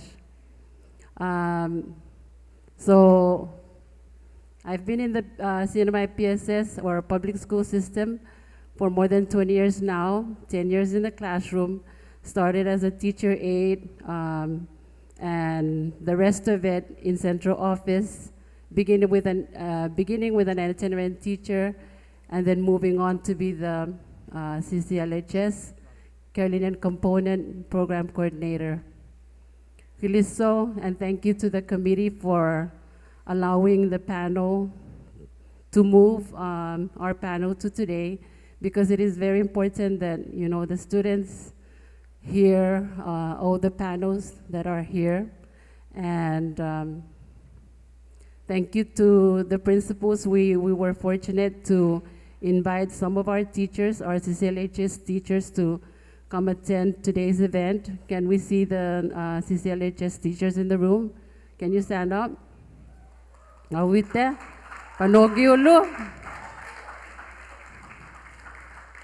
Manmongi de.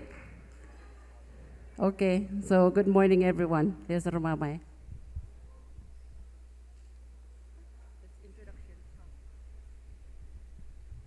Half a day, buenos dias. Okay, that's how you greet in tomorrow, okay? I'm very happy to be here to share some things about the language, our language, and education. So I am very happy to be here and to see a lot of you here too. Si Zeus maasi.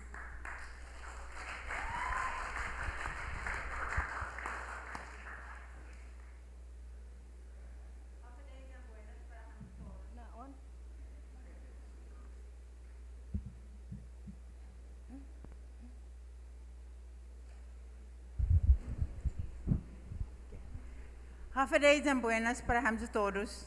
Guahu sife untalan. Ritirauzo gi University of Hawaii.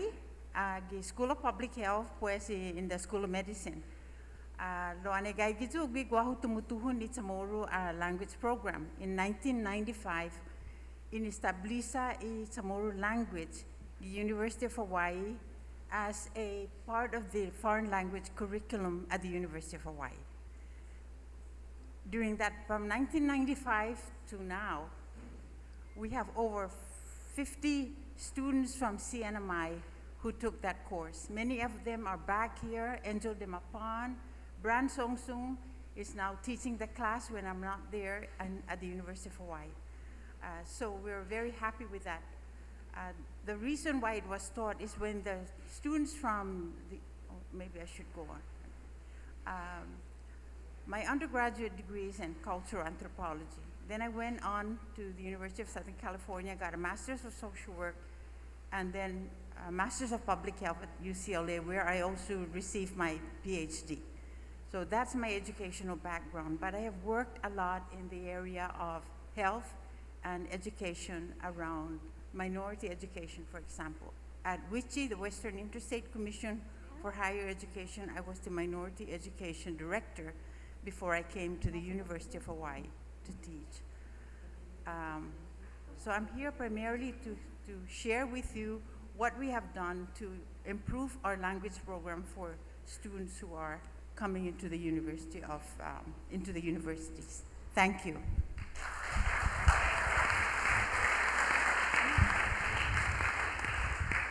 Manana si Deus hamzu todo, bendición ginenas Deus dan todo manyanamo.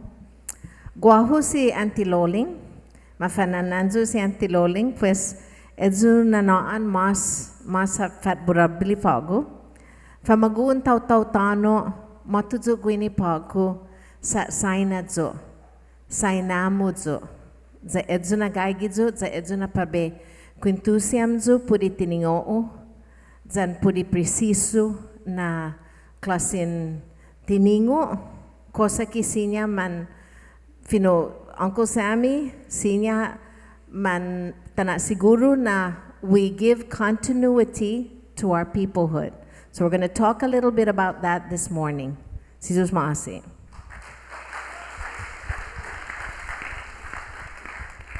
Well, eu temo na panelists, si Henry Sablano,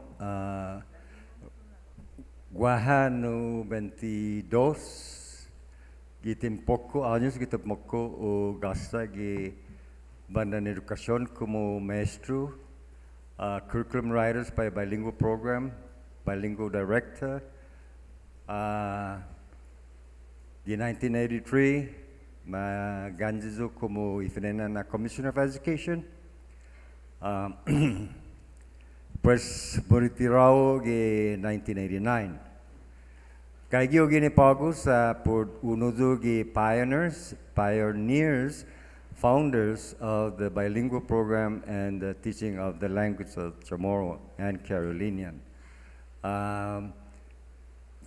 Kada tempun mami, kada tempoku 5 minutes tinahong na pabisangan todo half a bilan mami. Lo topic ni pabe presenta is historical perspective of language teaching, the indigenous language teaching in our school system. Thank you. Thank you, Mr. Sablon. Pat, you can start.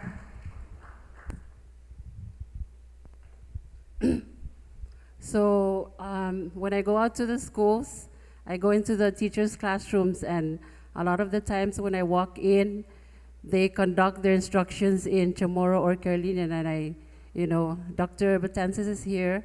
Today, we went down to PIBA last year, and I asked them the question if it's, right that the teachers are the teachers are conducting their instruction in the vernacular, and guess what he said?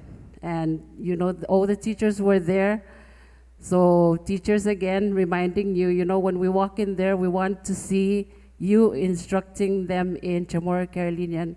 They can learn the other languages in the other contents.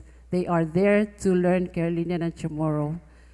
All right? So I know that, I should be talking in Carolinian, but to the, I want to get the message through to everyone, so I guess I'll just conduct this in English. So what are we doing now in the CNMI PSS? The mission of our language is the Carolinian and Chamorro Languages Studies Program is to comply with the CNMI Constitution mandating the teaching of indigenous Carolinian and Chamorro languages and culture in order to maintain and perpetuate the identities of its indigenous people. And then we have our vision too. I guess, with the shortage of time, we have our goals, but the Chamorro and Carolinian program are implemented in all the schools, all the 19 schools. I can say this for the Chamorro that it is implemented in the 19 school. But with the shortage of teachers, we only have Carolinian implemented in 6 schools. I know it's Garapan Elementary School, Ole Elementary School, Cagman Elementary School, some of the middle schools, which is the Norfolk Middle School, Cobbler, San Antonio, which is already renamed to Francisco M. Sablon Middle School, and Hapo Junior High. And that's because, of the shortage of teachers. We're very challenged with Carolinian teachers. So, students, I am challenging you that as you further on your education, make sure to keep our program in mind. Come back and teach for the program. We need teachers. We need you for both programs. So, can I see a show of hands of those? I know that you guys are in the high school now, and the only Carolinian or Chamorro students, Chamorro or Carolinian programs offered in the high school is the online classes, which is, I am one of the teachers. We are still trying to get some more teachers on board to teach online for the Chamorro program. Can I see a show of hands then of those students that took Carolinian when they were in middle school or elementary school? Very good. What about the Chamorro students? Can I see a show of hands? Okay, very good, a lot of you. So there's a bill which is sitting in the Senate's House right now that would require the high school students to take Chamorro or Carolinian in order for them to graduate. There's good intentions for the bill, and there's also maybe some things that we need to look at, because the bill reads, requiring all public schools in the Commonwealth, elementary, junior, and senior high schools to teach Chamorro and Carolinian language, mastering in written and oral, which shall be made a prerequisite for students to graduate from such schools. I know that, a lot of you, and fortunate that I did not, when I graduated, they didn't have that program yet in the elementary schools or, all the way up to high school. So you are very fortunate that you have such programs implemented in the schools for you. And when I started teaching in the program, a lot of our students were of the indigenous population, which is a lot of them were either Chamorro or a lot of them were either Carolinian. And we are teaching them to be proficient in the language. But now there's more students because they require from kindergarten to 8th grade to take the Chamorro Carolinian classes. So there are a lot more students, and most of them are non-speakers. And I guess that's why the teachers continually, teach or instruct their instructions in English so that those non-speakers will understand, what they're saying. But to require, so with that said, to require students to take this in the high school and to master the written and oral aspect of the language or culture, I think we are setting our students up to fail. one intention of the bill to reads that, you know, the public school system shall hire individuals who are qualified or certified by the Chamorro and Carolinian Language Policy Commission. I think this is a challenge to, no offense to the CCOPC office, but we, in the public school system, we have our HRO, we have the Human Resources Office, and we also have the Certification and Licensure Office. We have our personnel that you know really scrutinize the qualifications and certification of our teachers, but CCOPC, I think that would be a challenge to them because, you know, they're challenged with just, I think they only have like 2 or maybe 3 personnel. Oh my gosh, they're showing stop. So I still have a lot of sharing to do. I don't know when I could share that, but I really wanted to share the accomplishments of the program as well and the other challenges that we are faced with. So does that mean stop? In Carolinian, it's uleila mo. Thank you, Pat. I'm sure there'll be a lot of questions. There'll be time for questions and answers in which we can come to your more of your sharing, and then when we break out in groups. Thank you, Pat. Okay, buenas tardes. Guau se Ignacia de Mapan, principal de Kangmang Elementary School, ginen public school system. Lokwi guahotru lokwi titoo, matotutsu lokwi gi Northern Marianas College, adjunct instructor for the Chamorro language. Za hungan mampus zu active ni malago zu benalala ta'lu mas ilingwahita gi finut Chamorro. Za edzu na mina mampus unai anxious na debi na be sungun za be famanagwi lokki gi kolehu za ta nai lokki privilehu ni oportunidad para famagonta gi kolehu po matungo lokki ilingwahin Chamorro za guaha maseno historianya. Pusgibandan edukasyon como i public school system tatungo ha na senmakat para ben fanagui famaguun gifinut Chamorro sa hafa. Sa imanay na ti mafanagui famagun niya gigima. We know that it is, language is learned from the home. Parents should really open up and think about that. We at the public school system will take from where the child is and improve on that language knowledge.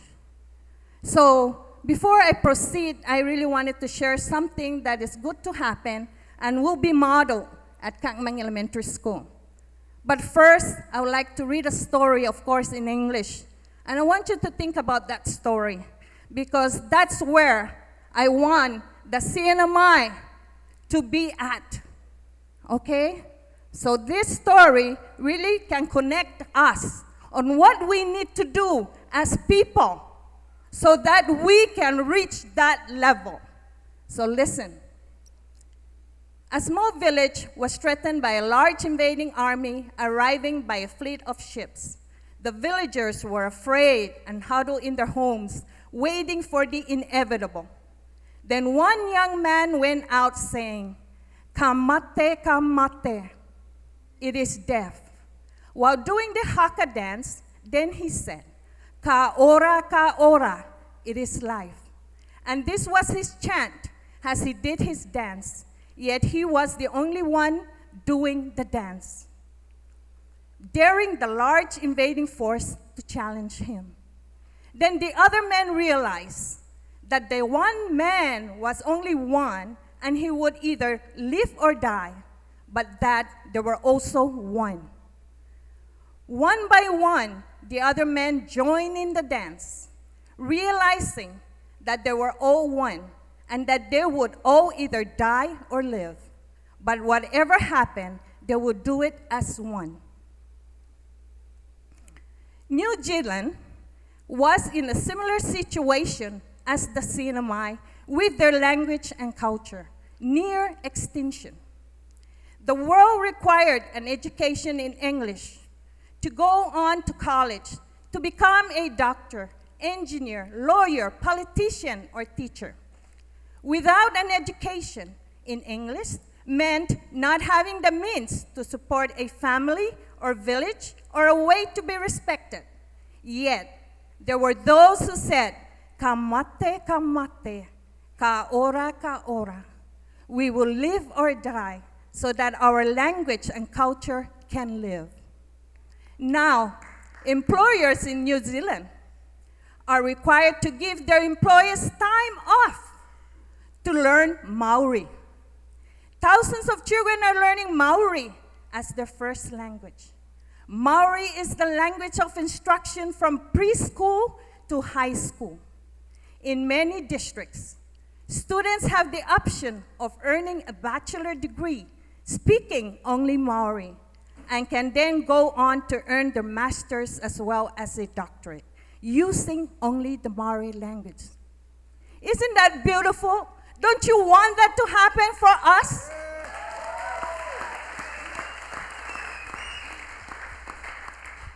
So with that regard, I would like to share with you data actually that we took at Kankmang Elementary School with our students. Oh, I'm sorry. She said stop. Sorry.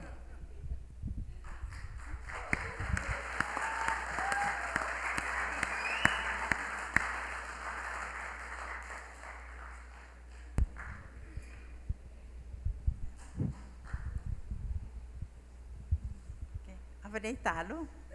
Okay. Yesterday you heard about the situation, the plight of our youth, that less than 8% of our tomorrow youth today are not fluent in their native language. For many tomorrow youth who come, at least in Hawaii, that I see, and probably throughout, they come there, and that is the first time they're exposed to their language. We started the Tomorrow language at the University of Hawaii because Tomorrow students came to me. I was actually in the School of Public Health and said, Dr. Antalon, we're required to learn a foreign language. We don't even know our own. Can you help us learn, get the opportunity to learn our own language? No, that touched me deeply because I'm not a linguist. I'm not an educator in the same sense that teachers were trained. And so my only credential for this was that I'm a native speaker. I speak tomorrow. So I went to the Indo-Pacific Language Department and I shared that with them. And they were very happy to accommodate us. So we taught tomorrow for 2 years, testing it in the classroom, testing the curriculum which we had to develop. And in 1995, it was approved and placed in the catalog at the University of Hawaii.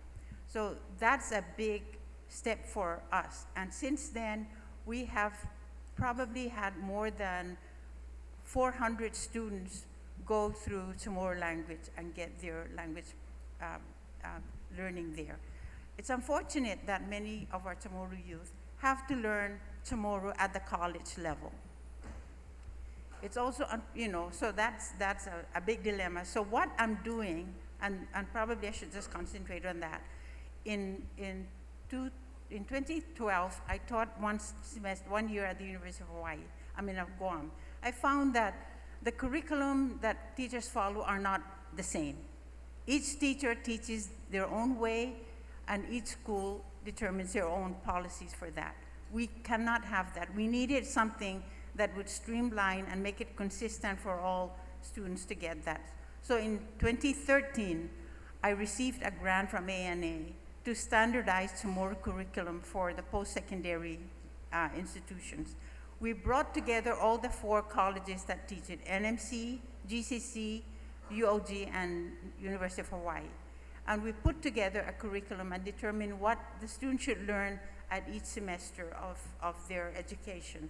We also selected a Manfazi group to help us. These are knowledgeable expert elders of tomorrow who can help us and guide us in terms of our struggles as we deal with the issues and conflicts regarding our language today. We have developed the curriculum, we have tested it in the classroom, and are now using it in in all of the 4 institutions. And I am very happy to say that in Guam, the JFK school is also adopting it, and many of the teachers are using it in their teaching at the high school. The curriculum we tried to make it sensitive and focus on inclusiveness. Though we don't have Carolinian in that because we can only teach one language, it's hard enough trying to do that. We also included for the Rifalawash versions of the anthem, and we have that in the flag and so on. We're also very sensitive to differences of issues, regional or what have you, and we try to make that as inclusive as possible. The other thing that I think we did is that we believe that effective lessons are those that the students can identify with and can learn and use the lessons effectively. So these are the kinds of aims that we're trying to do. Actually, my visit here was to finish this project, but I was deterred to come here, which I've really enjoyed this past 2 days. I just want to urge everybody that here at the NMC, they're teaching that tomorrow. We need to have at least 10 students to continue the class. Colleges and universities are not required to teach language. It's taught on the basis of demand by student groups. So I urge, if you are tomorrow and you're living here, the tomorrow language is offered there. Also, I'm sensitive that there's a question, what about Carolinian? The textbook that we are creating can easily be adapted to make it Carolinian. We just need to change the terminology and have both languages have their curriculum. Thank you very much. This is Martha.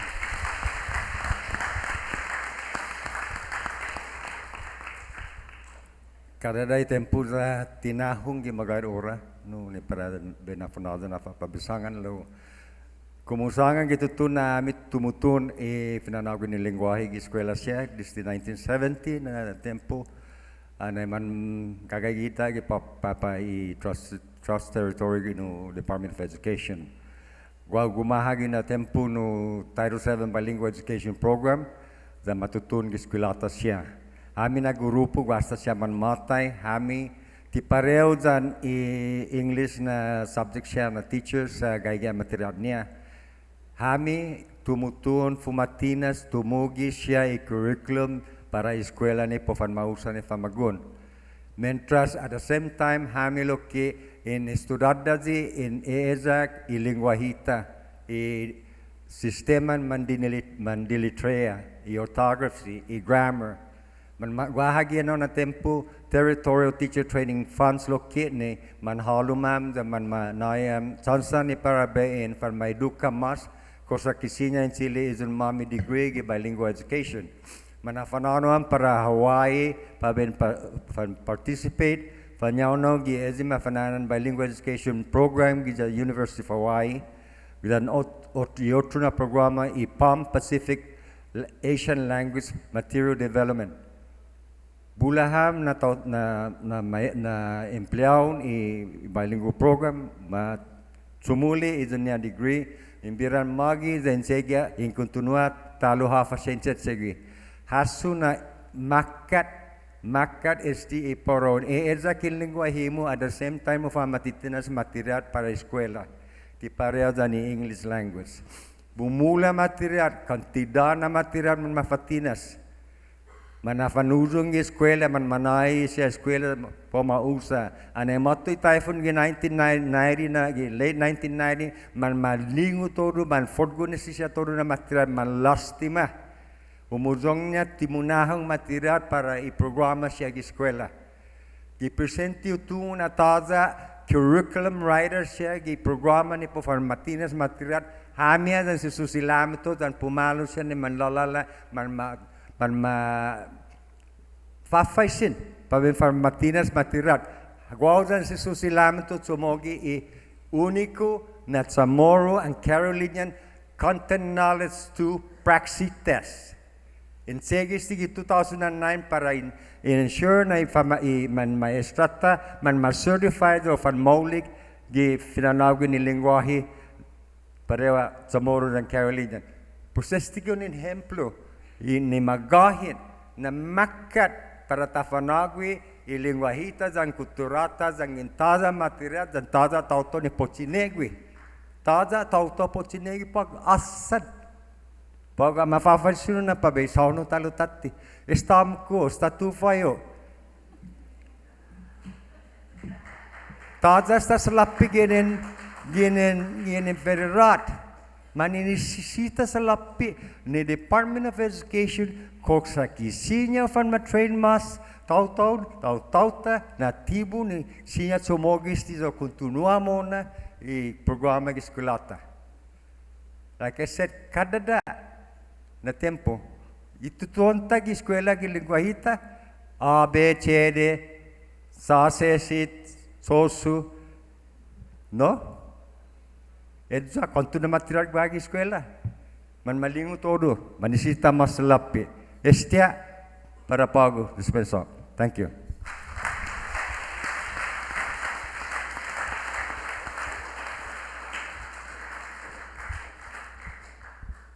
Okay, I'm going to be speaking to you as the Manhobin or the Famagun Tautautano.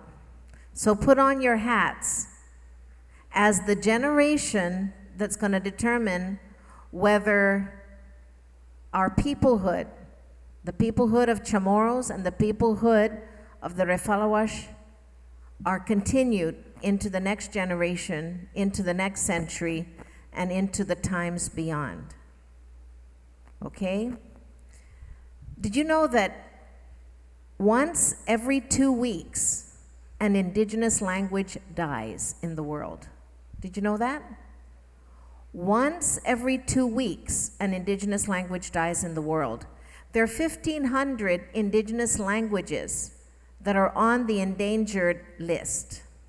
Remember, Pali Eric mentioned that a little bit yesterday? What determines when a language is endangered?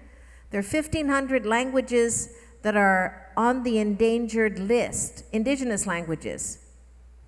And Chamorro and Refalawash are on that list. Now, whose responsibility is it to make sure that we take them off that list? Absolutely, absolutely. The people of my generation, your grandparents, your parents, we messed up, okay?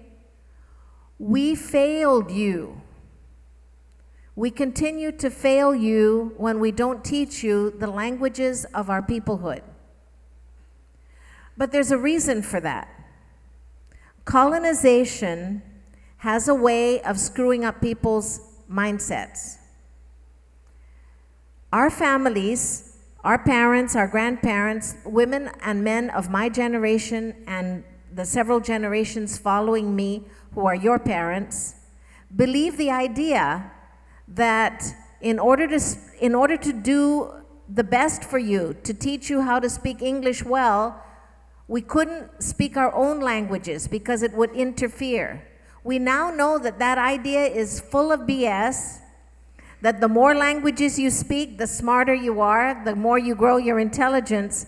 But 30 years ago, 20 years ago, 50 years ago, that was not the case. So I heard a lot of you lamenting that your parents were at fault for not teaching you Chamorro and Refalawash, and that is true, and we have to own up to that. But you can't stop there. You're young adults now, you can teach yourselves. You can demand that they speak with you. So the responsibility has shifted to you.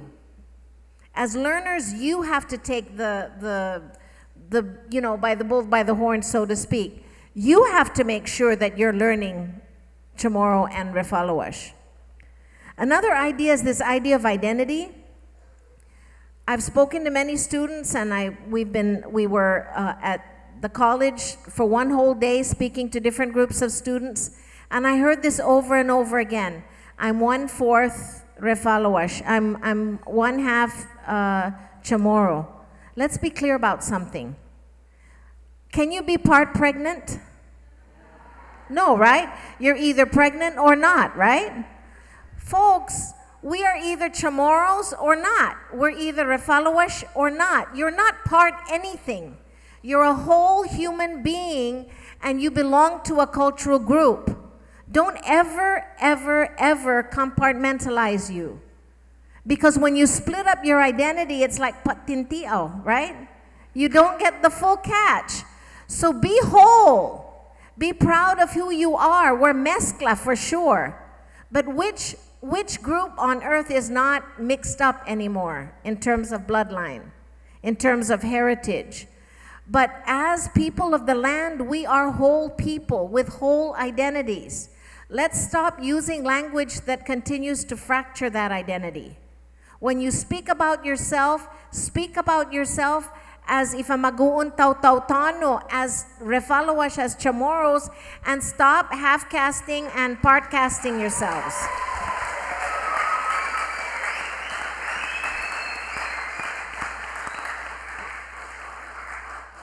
You're in charge now. My generation is fading away. All of us who have done a tremendous amount of work to keep the language alive in the best way we know how are fading away. We're getting older. I'm 66. I'm not going to be around for another 80 years. But you are. It's in your hands to decide whether Chamorro and Refalawash lives or dies.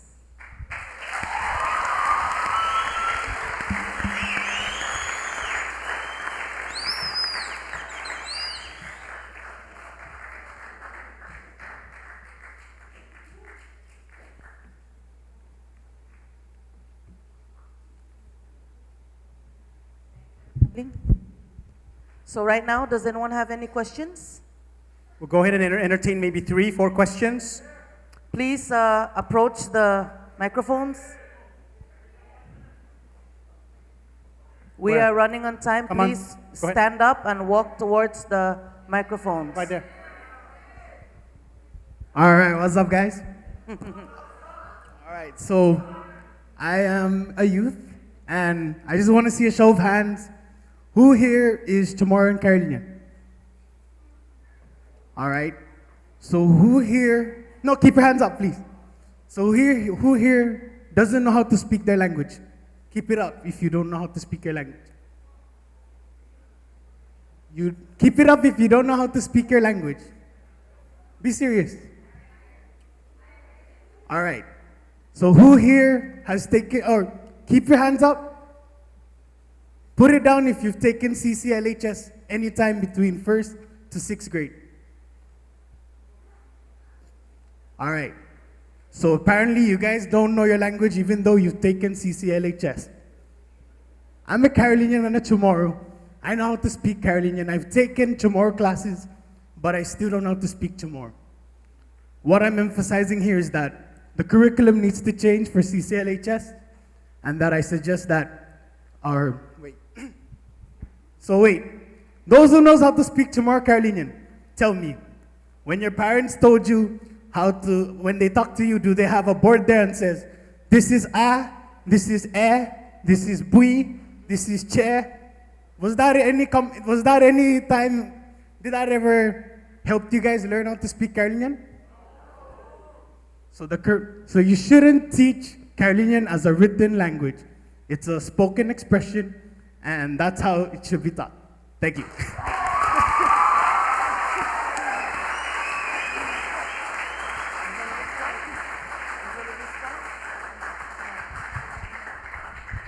CCLHS, that's a very important element, I think, for your program.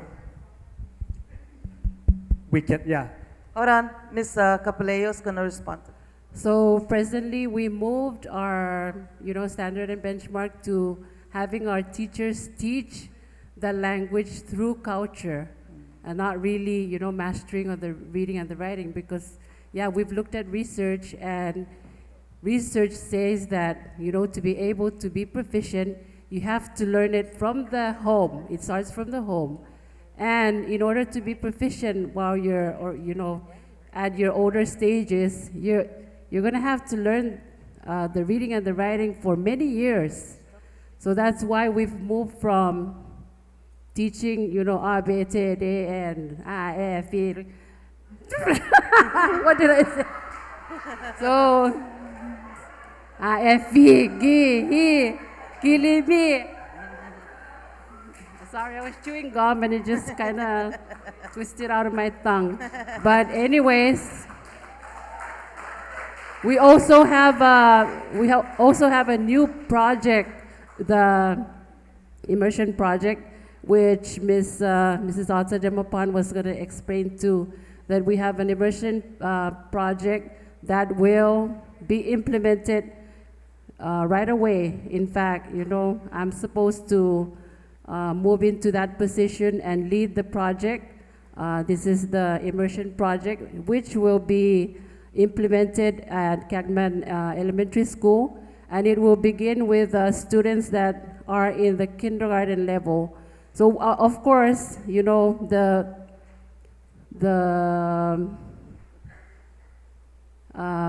move for CCLHS to keep the culture and the language going is in place.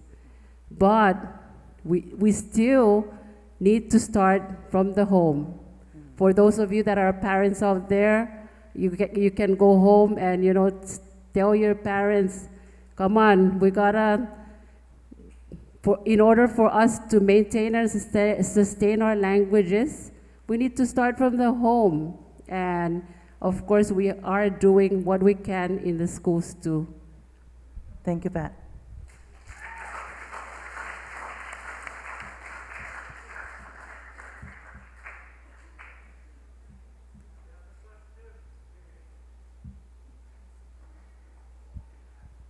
Okay, hi everybody. My name is Caroline Agutu. Nonu si Caroline Agutu.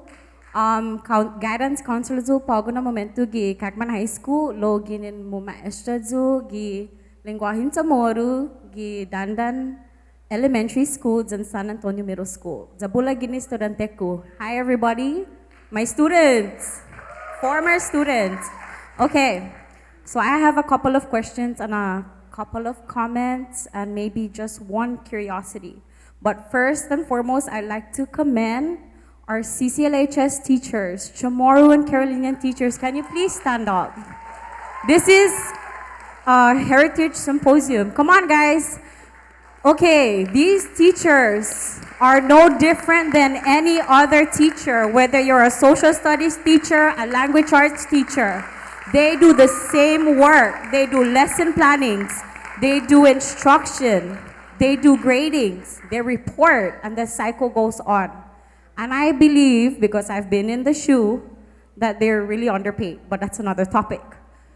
The difference between them and the other teachers, as Mr. Sablan mentioned, Senor, that these teachers work harder on creating their materials.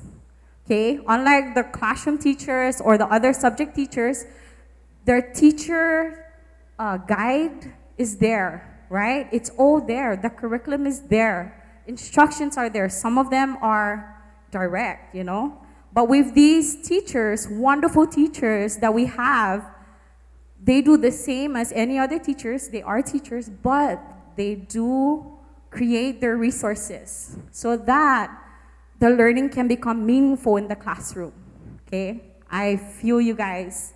So thank you, teachers, and we commend you.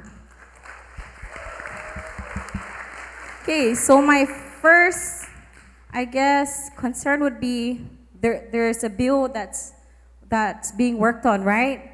Okay, so when that becomes law, we're going to require high school students or students K-12 to take Chamorro and Carolinian classes. The question is, once we pass it, is the support going to be there? Are we going to have the support to back up this soon-to-be law, right? Is there going to be a budget? Okay, that's another discussion. But yes, let's be mindful, like Ms. Kaipat said. I mean, Capeleo. Patricia Capeleo. Hi, Miss Pat. I miss you. You know, are we setting up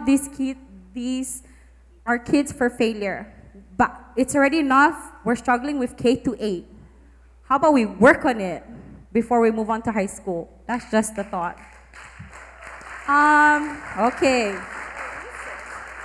So the question is, we have, and we've seen a Chamorro dictionary that we have been using that came out from Guam. Is there a Carolinian dictionary? And why haven't we seen it circulating in some schools, or most schools, or maybe all schools? That's one question. Second one. Excuse me. There's going to be group discussions. I know this is very interesting, but you need to pick one question. I'm so sorry. Okay. I appreciate your question, but Okay. please pick one. Oh man, okay. They're all important, I don't know. Okay, let me go to this one. Does anyone know how and why the Chamorro culture and language has been influenced more by other cultures, right? By the different administrations we've had, the Spanish, the Japanese, and the other cultures. We've been influenced by the Filipinos, as opposed to the Carolinian culture and language.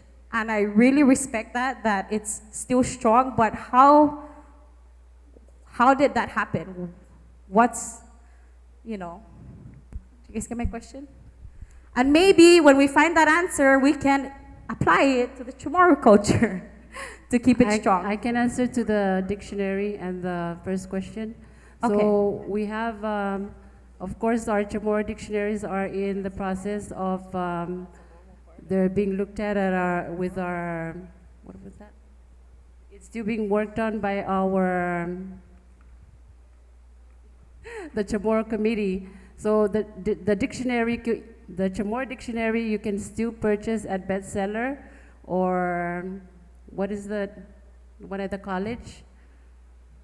The bookstore. But and through bestseller in Honolulu. But our Carolinian dictionaries, unfortunately, they stopped printing it from bestseller, Hawaii. So the earmark that was provided, funding was provided to us by our Senator Justo Kirgua. So the 120,000 was used to print our electronic copies, and that was given out to the schools in the beginning of the school year. In fact, we only get the bulk of our funding, which is 1 million, is being paid for teachers' salary. Now, we do not have any funding at all. That's why this afternoon, I will be sharing our successes in the program and how we've strategized with just 120,000 that was given to us, and a lot of the challenges that we are facing in the program. So on the bill, we are constantly and continuously meeting on that with our Commissioner of Education, some principals, stakeholders. We'd like to include students as well. So we are constantly meeting regarding that bill, but I know that as we talk, it sits in the Senate. So once they pass it, we have to be ready.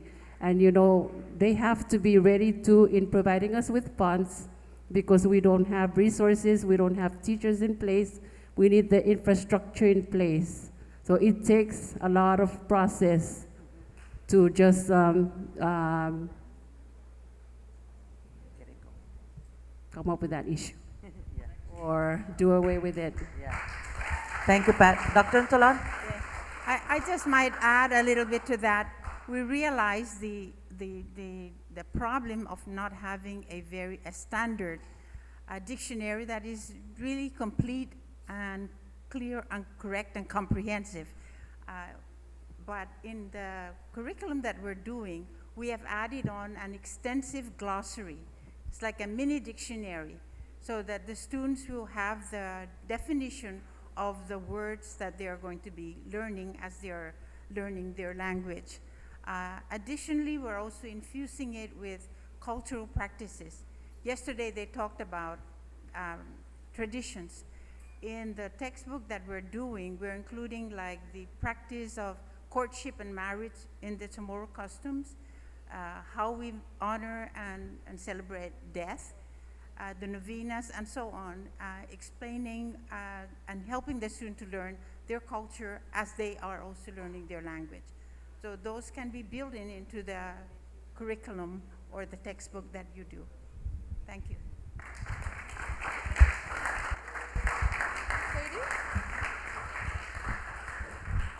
And to answer your question about why there are other outside influences that become embedded in our language and culture, that's a sign of healthiness. That's a sign that the language is living when it has the capacity to incorporate new knowledge and new ways of calling things. So that's a good thing. A lot of times people get confused and they challenge the authenticity of the language. Anti palabras antiguo, pues taibali. We have to get over that idea. If we're going to have a living language, we need to incorporate into our living language the words of technology, for example, because that's your spoken language. So if Chamorro and Carolinian are going to be relevant today, they have to be reflective of the kinds of things that are important to every generation of speakers. So it's a good thing, and we need to look at it that way. So it's not that Spanish speakers cannot understand Chamorro, even though there are a lot of Spanish words embedded in the Chamorro language. They've been Chamorized, right? Or the Japanese words that are embedded into the spoken Chamorro and Refaloash of the CNMI. So those are good things. They show that the language is healthy, that it has the capacity to continue to reinvent itself to be relevant to current speakers. So that's not a bad thing, okay?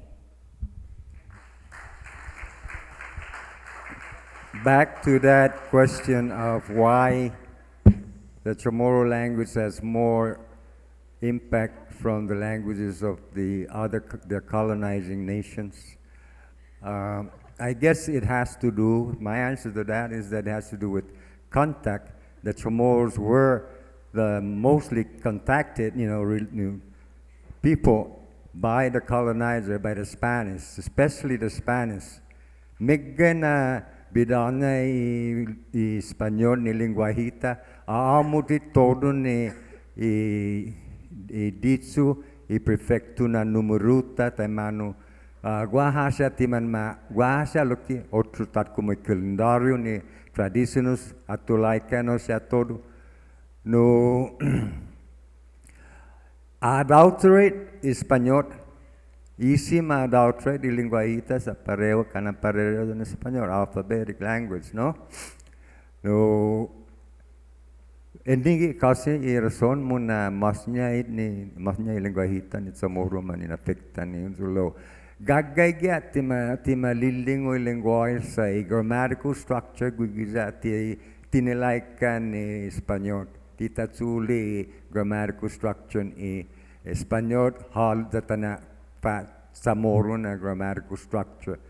No titasasangan no one as a verb than noun na patigi sentensya no.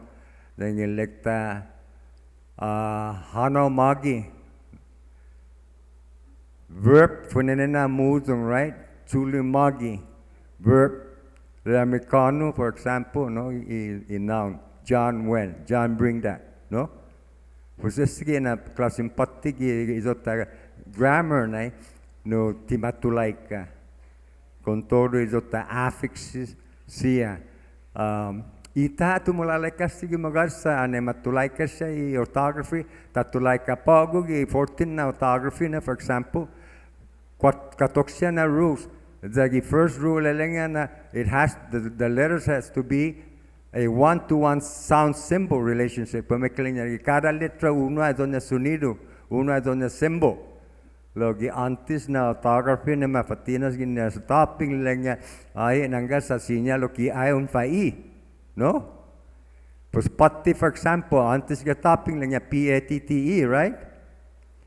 Lo pago gi one-to-one symbol, it should be PATTI, right? Lo look at it could be PATTE, then kita na aluminya, no? Then lemu patenya, right? Patenya malumun en gi loki. Anyway, this is just an example no hapot siya tumulalay kay lingwahita, right? And one last one, then taluk patinya, ko taluk patenya, per patinya, abira kita tui talu tu ay, right? Okay, thank you.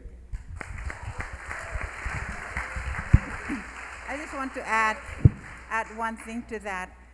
As Loling was saying, language grows and it embraces new experiences and new concepts and knowledge. There are many things that come from outside that we don't have in our culture, in our experience.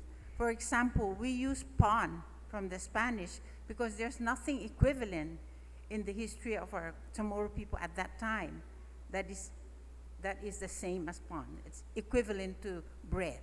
So we use pan. Later, cake, then ice cream. And now what we're facing is that as we are moving into more technology and more expansion of things that we can talk about, we have to learn and figure out how do we integrate them into our culture. Teaching at the University of Hawaii, the students go surfing. So they wanted to use that. What I did yesterday, I went surfing. So we have to use sumurfu, but there is guahasya. There are rules in our language that help us to incorporate these different words, like sumurf, who might, and so it's what pumiknik, and you've heard that. But this is why it's important to have a strong language commission for Chamorro or for Carolinian, to agree on how we will put those terms into our language. Otherwise, we won't be able to understand each other. Thank you.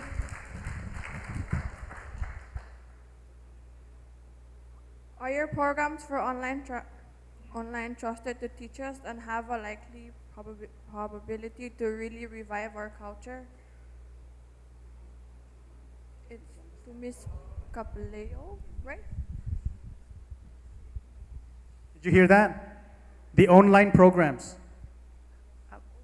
We don't have an online program now, but we're working on that and trying to create, because some of the things, I've had students from far west Arizona who said, where can I learn Chamorro? So some of the things are being done. And there are some people who are actually putting out lessons on YouTube and other things to begin that. But to formalize it so that it can be given as, as standard teaching from colleges or schools, we are trying to create that and develop that.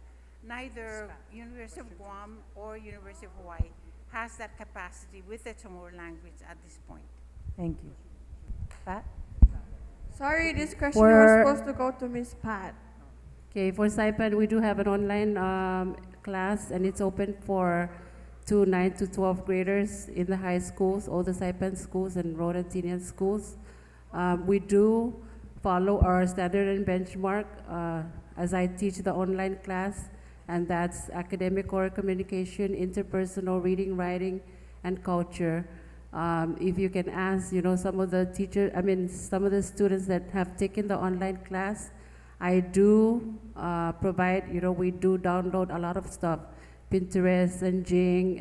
Jing gives us the possibility to have students, so I have them create, I sing as a sample, and they sing the Chamorro or Carolinian anthem back. So we do have that interactive connectivity or possibility online. So it does teach language, it does teach culture.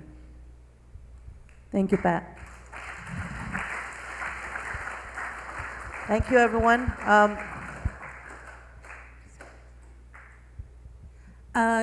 Good morning. I'm actually I don't have a question for any of the panelists, but I'm sitting back here. My name is Jerry Dela Cruz, and I'm here as a citizen of our islands. I'm sitting back here, and I'm looking at the bravery from everyone to come out and speak about their language, and just the fact that everyone is here today. You can tell that there is a need, there's a want in the community for us to really practice and bring back our language.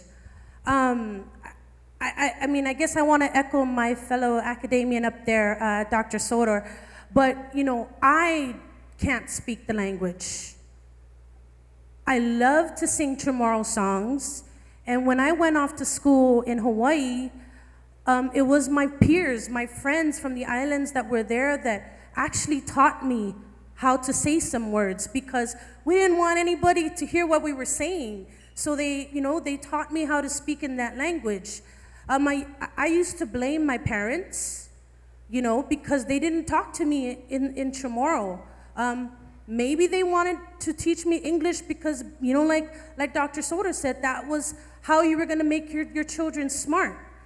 But today, I'm making an effort. I mean, I'm very grateful that at our parish, at Cristo Rey Church, we have Chamorro, we have, you know, our 6 a.m. Mass is in Chamorro when Father Sid says it. But even with Father Ken, when Father Ken is there, we sing Chamorro songs. That's where I continue to learn my language. I'm a lector. I read in Chamorro. I may not be able to speak, but hey, you know, the manomku, the ladies after Mass, they come and say, hey Jerry, you're really improving in your Chamorro. So I can say that at least I'm trying to learn. And you know, we're here. There's a room of how many of us? We have legislators, we have policymakers, we have students who soon will be graduating and will become active members in our community.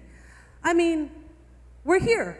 Let's all come together. Like Dr. Betances told me 2 days ago, it's really gonna take all of us, plus everyone else, to, you know, for our language to continue. So I'd like to challenge everyone in the room.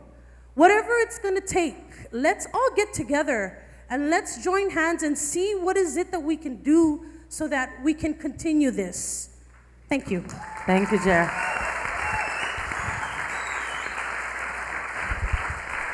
Thank you. Can I just make a comment on that? Thank you for bringing that up because I almost forgot.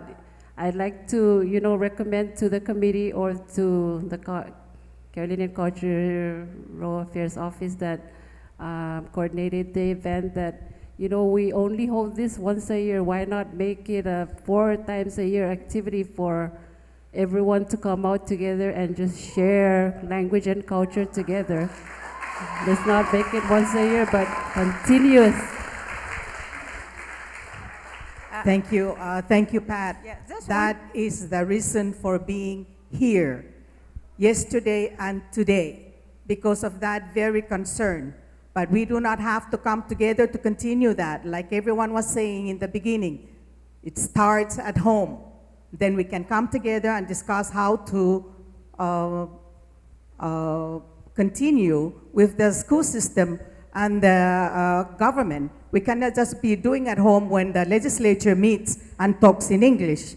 So the purpose of this meeting, gathering yesterday and today, is to look at what is there that we need to continue all the concerns that we brought up yesterday and today with the students. Most of the students, and I think all of them, were saying that they were not taught at home. So because of that very issue that they were not taught at home, we come in and see how they can be taught at home. So this is a big challenge. 2 challenges. There were a lot of legislators or candidates here earlier. I want to challenge them with 2 activities or 2 support. Only 2.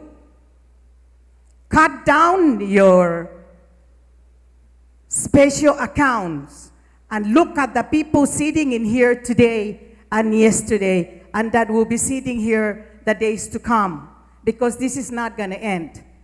Number 1, I am challenging you to host a gathering for the parents, the indigenous parents, to address the concern of the students here yesterday and today.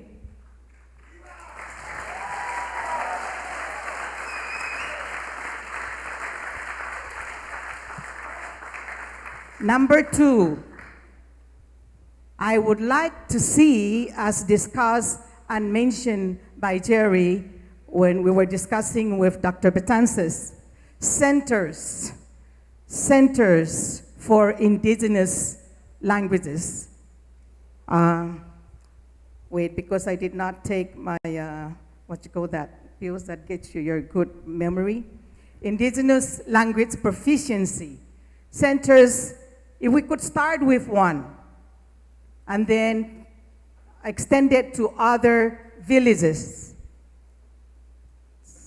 Legislators, please put these two, at least just these two, and the third one would be walk the talk.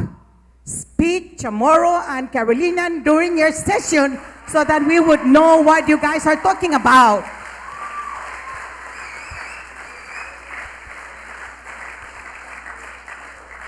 That's one reason why we are having all these laws. They are not being carried out because we're just signing off and not really are in tune to what they meant. And I'm going to add another one. Public school system and the Northern Marianas College are very short of funds. We need monies to get the teachers in. We need curriculum writer. We cannot just pass the language law that requires the high school to graduate with, passing the two Chamorro Carolinian without having money to start curriculum writers and materials for the bilingual program.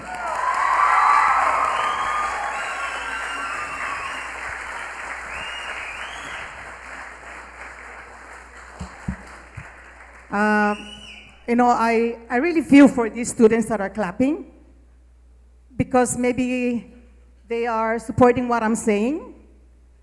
I feel bad for them. What's going to happen when the legislature get back in there? Are they going to remember this? Are you going to remember these people that were gathered here today for their sake tomorrow? This is the purpose, and I'm very thankful to the organizer that have asked me to put this together. I was told by my children after my husband died, stay home, stay away from stress. And as soon as I got home, I was told by my daughter, you are to put this together. This lady told my daughter to tell me, not ask, tell me to put together a symposium because, it's going to be one of the event for the Cultural Heritage Month.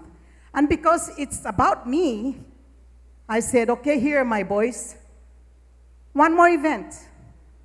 Allow me to maybe stress out a little bit because of who we are, who I am, and that I am very proud of it.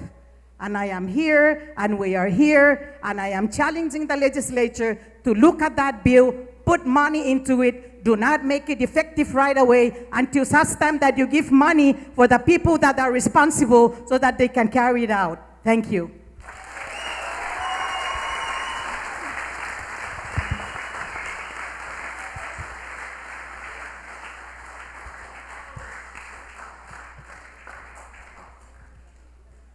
Good morning, Marco Smith. You're an islander. I know we're here, but talking about language, so a lot of our kids over here don't know our native tongues. Let me give you a story. I just moved from Seattle. I got two girls. They go to a Spanish school. One is 8, the other one is 11. When my girl was 9 years old, she became fluent in Spanish. Okay, and then my 8-year-old speaks a little bit of Spanish, but she can sing any Spanish song. They can write, they can sing, and my 11-year-old is fluent in Spanish. And we don't speak Spanish at the house in Seattle. I speak to them in Carolinian, they respond in English. We speak to them in Chamorro, and they respond in English, trying to figure out what mommy's saying in Chamorro. So what I'm trying to say is, the school, I know we're trying to teach language at the house. We were told not to try and learn Spanish at the house. Just because my girls were going to a Spanish immersion school, it didn't mean that I need to learn the language. My girls are fluent in Spanish. Okay, so they understand Carolinian, they speak English, and they speak fluent Spanish. Now, we're currently in Hong Kong. Okay, it's a different ballgame over there. I don't speak Mandarin, and I do not speak Cantonese. I'm slowly learning. We got a class doing Cantonese. My girls are being forced to learn Mandarin at school. We just came from Seattle where they were fluent in Spanish. Okay? So I'm still trying to speak to them in Carolinian in Hong Kong. Right? And we're surrounded by Chinese and Hong Kong people. My 11-year-old can understand some Mandarin now. And I'm learning Cantonese. And it's like night and day. Carolinian and Japanese. No, you cannot distinguish. I mean, they're totally different, Cantonese and Mandarin. My two girls are learning Mandarin right now. I'm learning Cantonese. I speak to them in Carolinian and Chamorro in the home. They still respond in English, but they can sing Chinese songs now. So what I'm trying to say is, not only in the home, but try and figure out what they're doing in their curriculum that's making them learn quick. I'm so impressed with the way, when my daughter was in first grade, she understood Spanish already, without being spoken at the house. So Pano and the school system, let's figure this out. It ain't that hard. It doesn't take a bunch of money to figure it out. Go and sit in one of the programs in the States or wherever, in any part of the world, and try and figure out what kind of program they have, so it'll simplify it, so that when they come home, one day, our Carolinian kid will be speaking Chamorro without me speaking Chamorro. So it doesn't have to necessarily be at the home. It's very important to speak to them at the home. It's very hard for me. It's a challenge for me, because I'm speaking to them Carolinian, and they're responding in English. They don't understand a lot of it in Carolina, but if I was to speak to them in Spanish, they'll just respond in Spanish all day. So that's just my little thought of it. I mean, we're talking about language, symposium here. Let's figure out what they're doing out there in the world where, I mean, my two girls are just picking up on the language quick. What program do they have? You know, that's making them learn it quick. Because our kids are sponges. I mean, we're sponges. I mean, mine is already like the coral out there. But our kids are sponges. I know there's simple programs out there that make them learn quicker. And we can, I mean, with Dr. Betances, with the 30 million words books that we can learn in 6 months, learn a language in 6 months.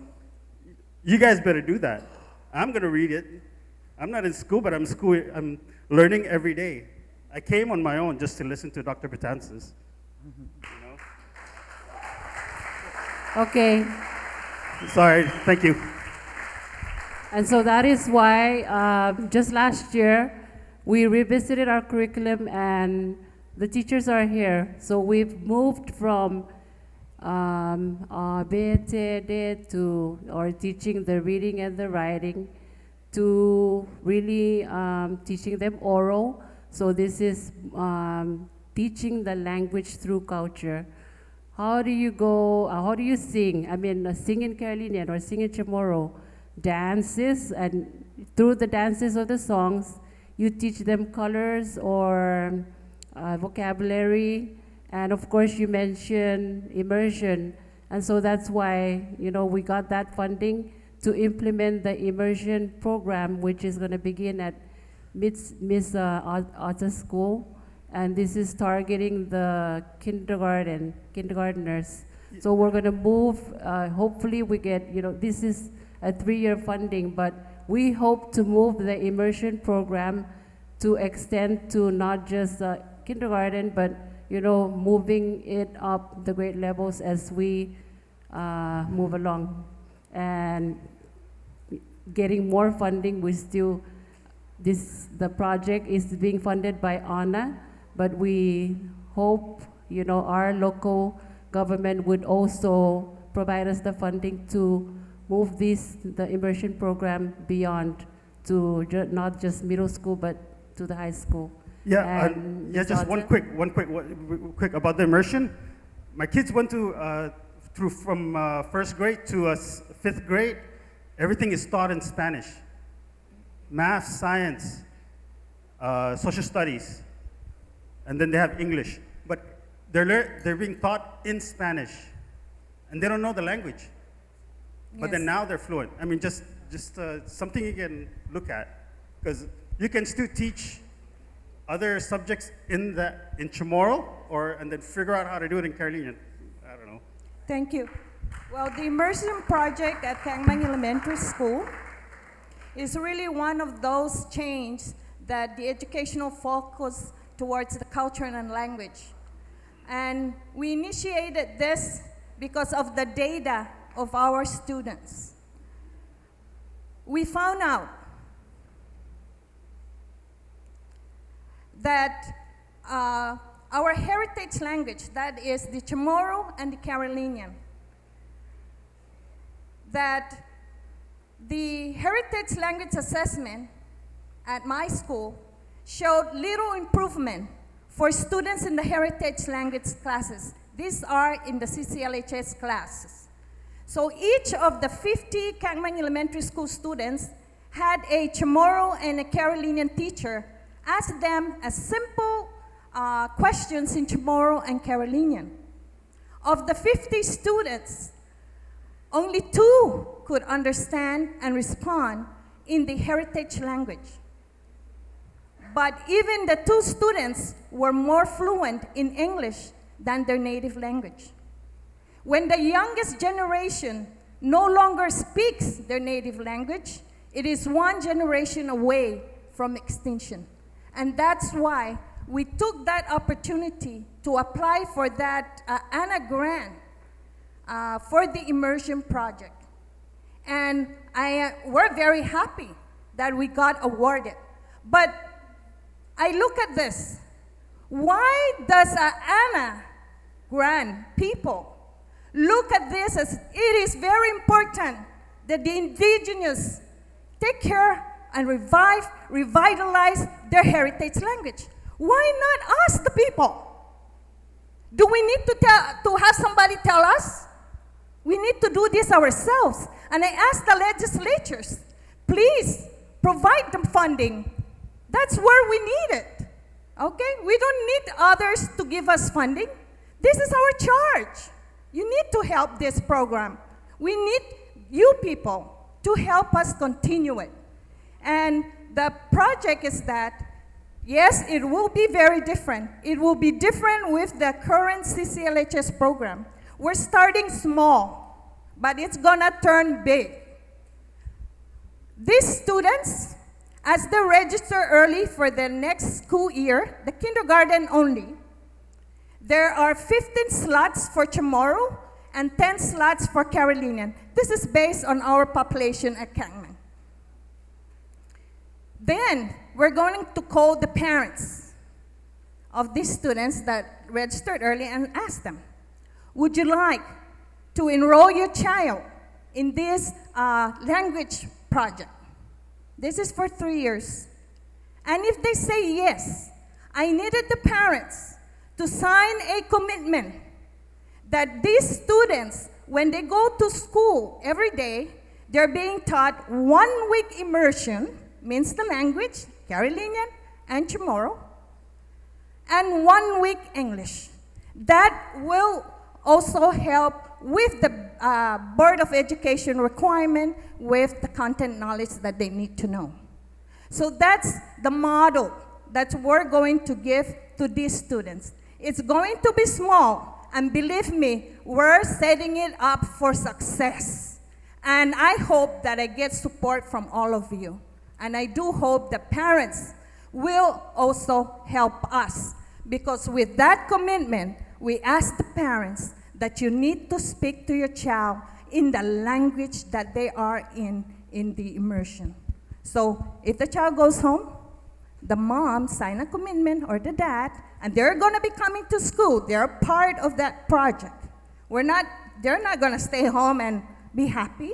No, they're going to be with us together all the way. So that is the thing that I'm very, very encouraged, and the hope for our future. Thank you. Thank you, Dr. Demapan.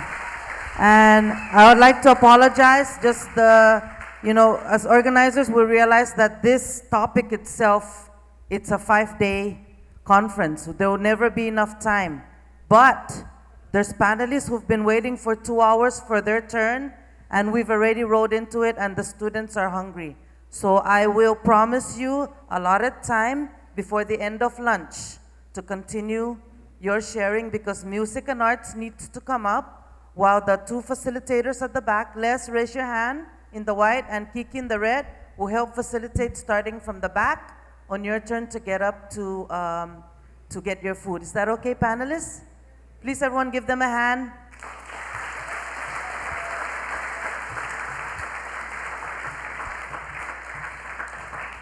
So, Dr. Ntalan, they will start getting their lunch, but you may share if you wanted to share something while the arts and music crew is coming up. Did you want me to? Did you have a comment? This is just very brief. Everyone, just remain quiet while you're waiting for your turn. This is just a very brief comment that I like to make. We are really looking at the homes, and yes, we need to do that. The schools are working very hard. They need funding, they need support, and they need all of that to make that happen. Thirdly, though, we need to look at a very powerful influence on our language, and that is the social media. Kids are glued to the TV. If we have cartoons in tomorrow, if we have soap operas in tomorrow, if we have entertainment in tomorrow, people will be more likely to learn it and effectively use your language. So I think that we need to really look at all of this, the home and the schools, and then our social media. There are many things that we can do. I urge the students to form language clubs. Those are very helpful. And then the different high schools could compete in terms of telling stories in their language, or even having debates from different high schools and so on. Those are they challenge, and they also, illustrate how our language can be so useful. So there are many things that we could do, and I urge you to try and work on them. Thank you. Carol, can I say something? Yeah, the other thing is that a lot of parents, we depend on parents to speak to our children in Chamorro and Refalawash, but what if they don't speak the language anymore? What if they're also one of the generations that has been caught not learning the language? So what we have to do, those centers that Samuel mentioned, that Malua reinforced, those language centers, they're going to be critical ways that your parents are going to be able to learn Chamorro and Refalawash so that they can continue to speak it with you. So I think we need to take into consideration that component. Your parents may not be doing it because they may not be able to do it. So they need to learn too. Thank you, Auntie Loli. Thank you, panel. And please join us for lunch.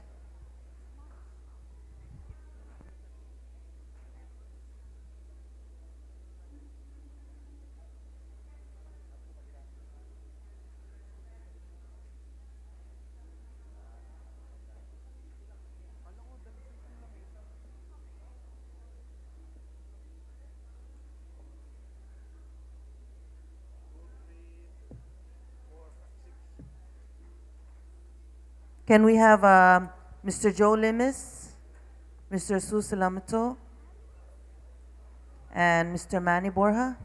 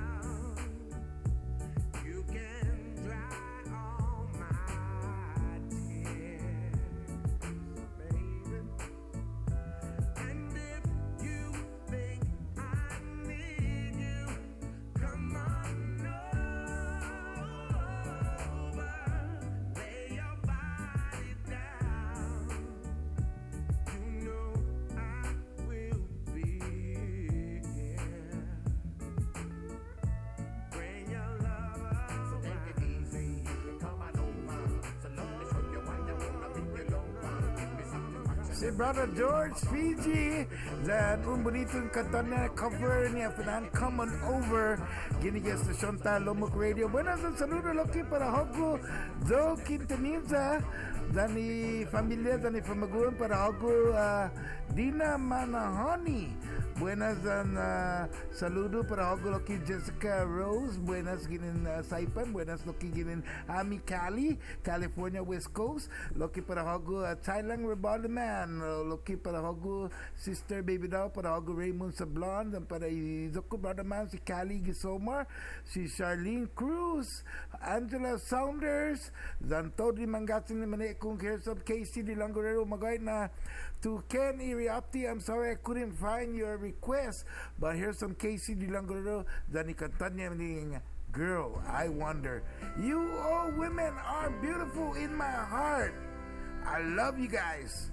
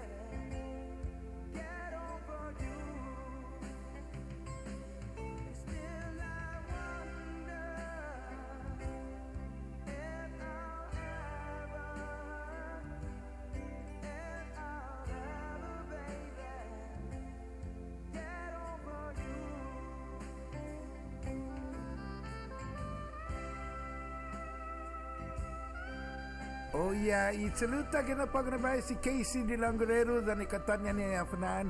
Girl, I wonder, di 15 minutos pasawi oran alas 7 the mga na we got about 45 minutes more to go before we close our program. But don't worry, because I got a surprise.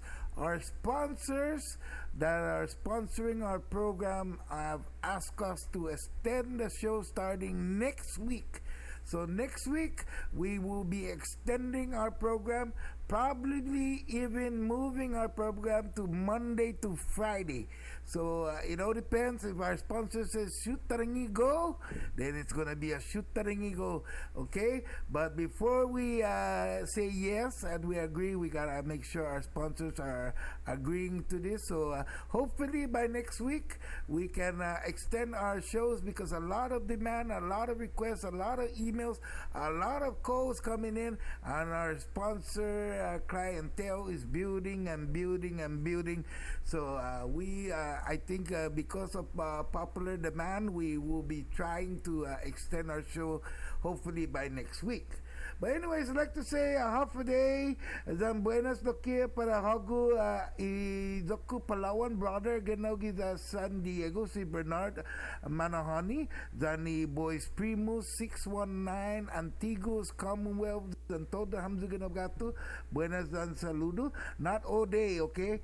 Just on certain times, but probably we'll extend the time of our show and maybe bring it another additional 2 hours and maybe even additional days, but we're just waiting for that. Half a day to my brother man Romy Mendiola, also listening down there. Maybe I think he's in the boat or he's in Philippines, somewhere around there. To you, brother Romy, thank you for tuning in. Para to my brother Jason J. Ramon, to Bonnie Espinosa, and also to my brother Tyrone Atto down in Jacksonville, Florida. Also to my sister in El Cajon, California, Arlene Bermudez Kideside Zones. And also to my sister in the East Bay, Northern Cali, Tsai Dilangorero Mongami, si Kiko Debo, dan Loki Parahago Dina Manahani, Lani Pua, dan todo Samzu Loki Mangatsang, Tommy Dor, Ganogi's also side, there's some Belawan jams. Ekedilas, Yek Bukel, why say ole? Siwesele Belumamara Erdilas Ayabun.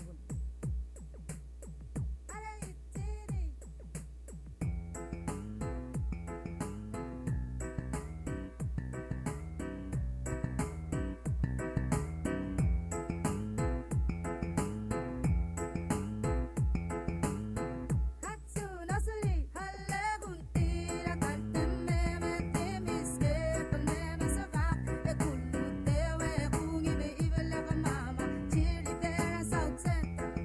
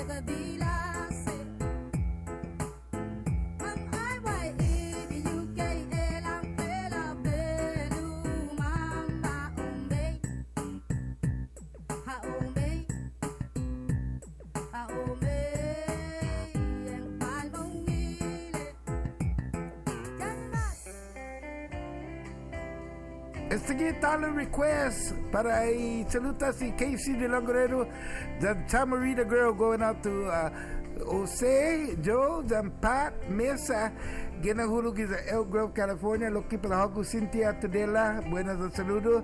Para hago loki Benji Soros, buenas ang saludo. Para hago loki Glenna Sakisa, Palacios Rages, the Resaguanias, Pete Slow, buenas ang saludo para Hamzo.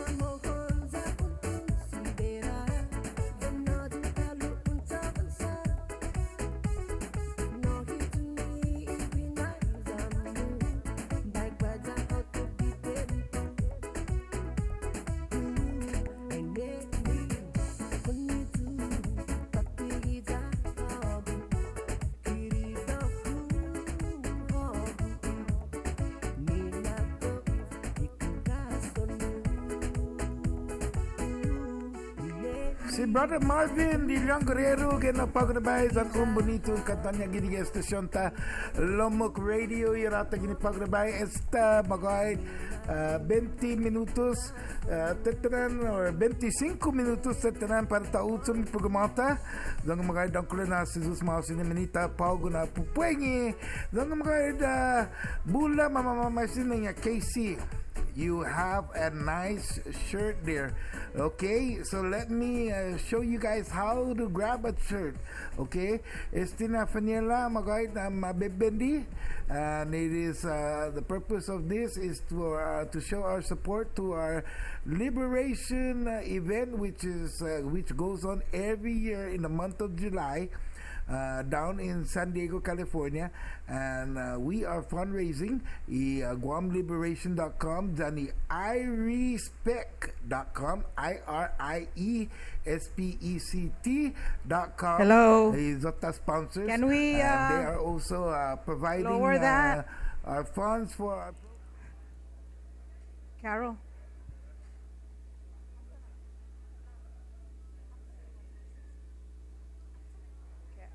While we're waiting for the next group to talk, I would like to recognize the parent, a mother of a little girl whom I met playing with my grandchildren. I talked to the daughter, I said, "Where is your mother?" She just looked at me. And I said, "What's your name?" She continued looking at me. Then the mother pat me from the back. "Auntie Malua, she doesn't know how to speak English." I said, "Oh!" I hugged the girl. I almost just chew her up. I said, "Oh my goodness." So the mother is here. Please let's give her a round of applause because the girl was brought up in the States speaking Chamorro. And guess what affected her Chamorros? When she arrived Saipan.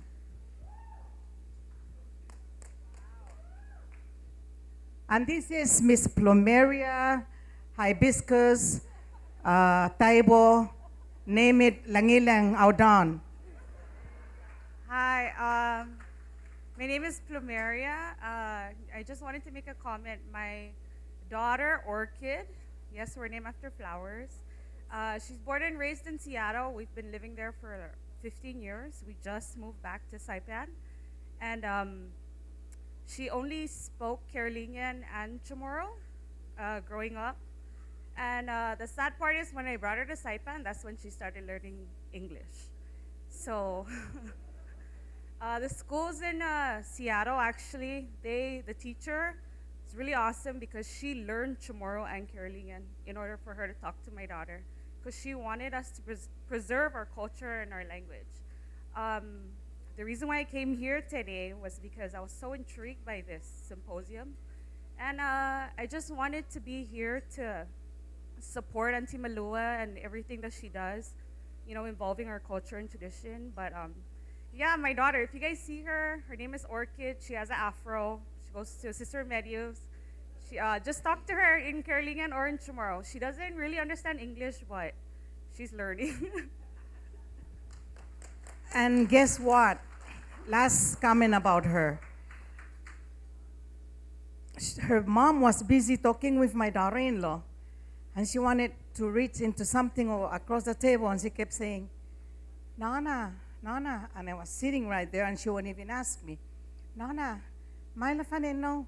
The mom was, you know, carried away talking with Kina.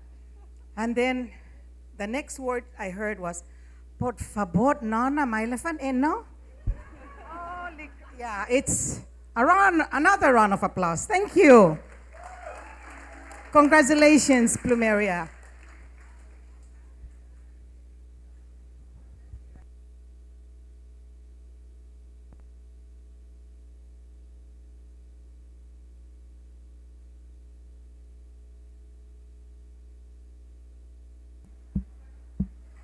In 5 minutes, we're gonna begin our next panel, and that's a combination of music and arts and local medicine.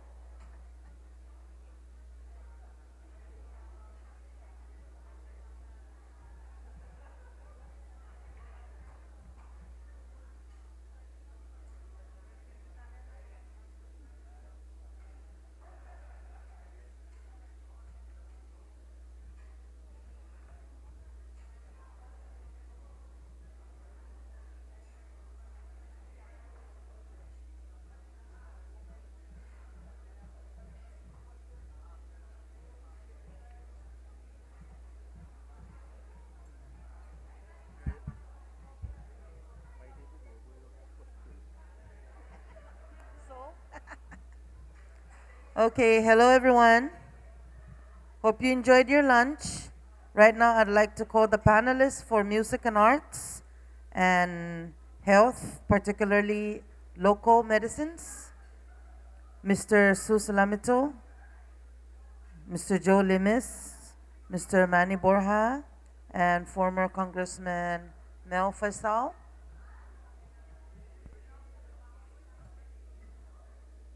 And Mr. LJ Castro.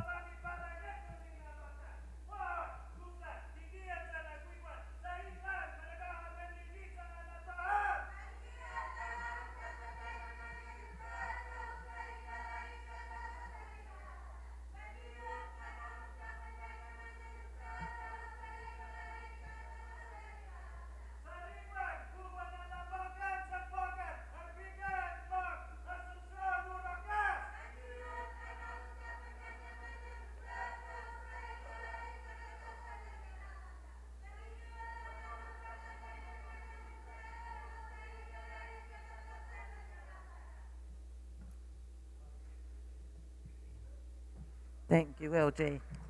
Give them a hand. Just wanted to make sure we got your attention.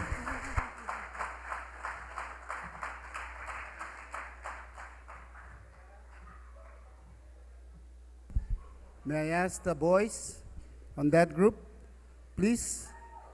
Ferry, ahorita.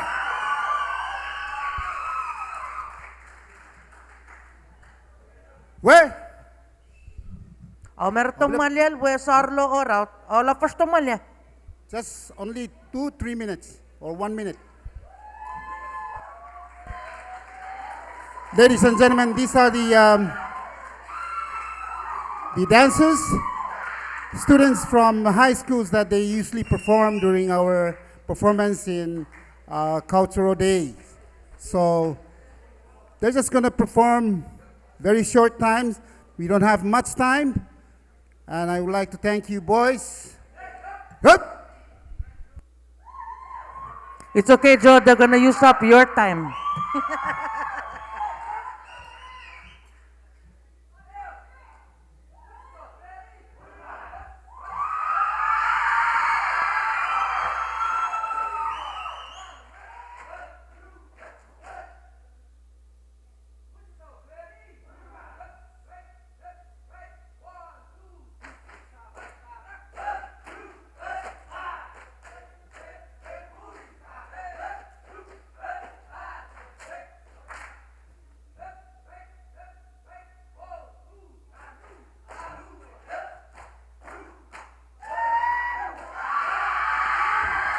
All right.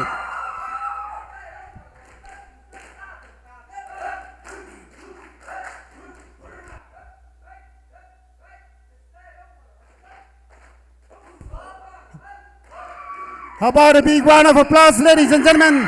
Thank you, boys. Woo! It is so.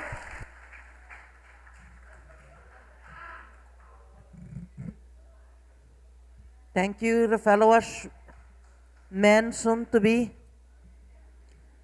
Now I'd like the panelists to please introduce themselves. Les, please make sure you minus that 2 minutes from Mr. Lima's time.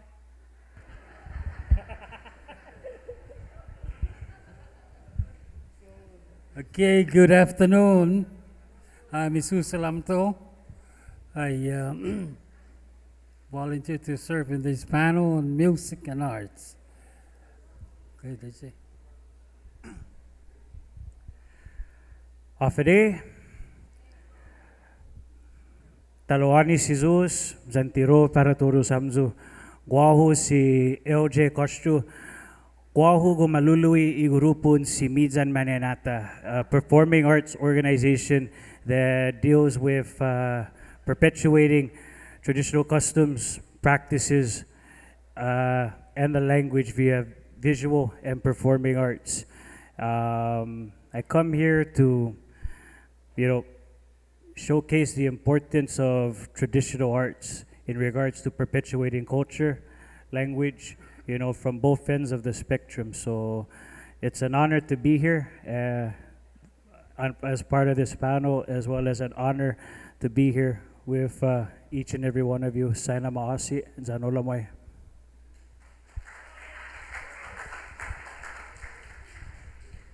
My name is Jose Limes. I'm a retired educator. Just for your information, I'm one of the members of the Language Commission, but we have no action yet because we don't have any action or the team of the Language Commission, but we're going to revive this after what we had done today. So I'm an educator, and I like to promote our culture both in language, music, and arts.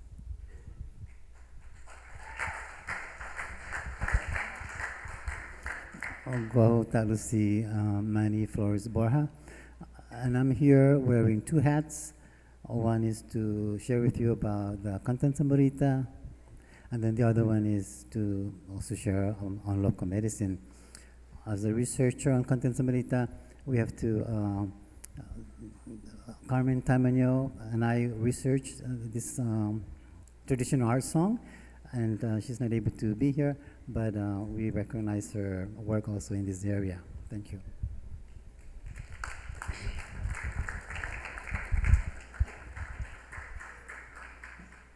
Tiro, Faisal Ngaligumi, Malibugi, Matalaman, Imural, Iwatawa Ngalir, Kiliso Molomai Ngalir, Legislatural Sedamai, Igarayora, Alilis Poboyor Ru Lapiel, Maybalmusal, Ngalengali Gubeno, Yayash, Honorable Ralph Torres, Wefit Maila Bobto Boyo Adloch.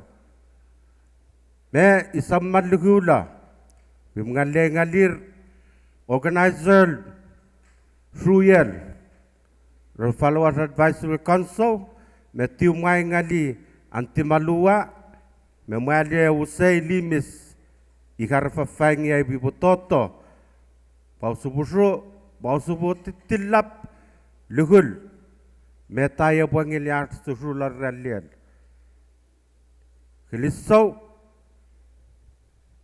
Olamai.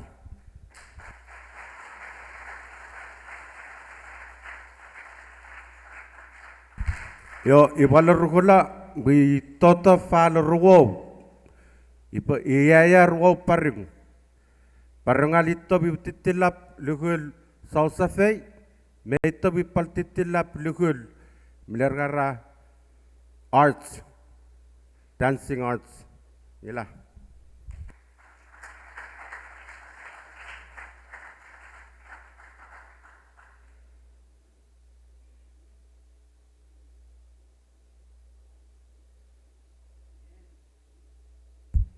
Greetings to all. Tirowami, buenas. Guau Isus Lamta representa Inanun Rematao Music Society Incorporated. Ngang mille presidentil Rematao Music Society. Nge iloihe wawe meta bululaya yora. Yola hiel ya ibusu. Yor meta aibo amusite urel call followers nga wiaya mil curl.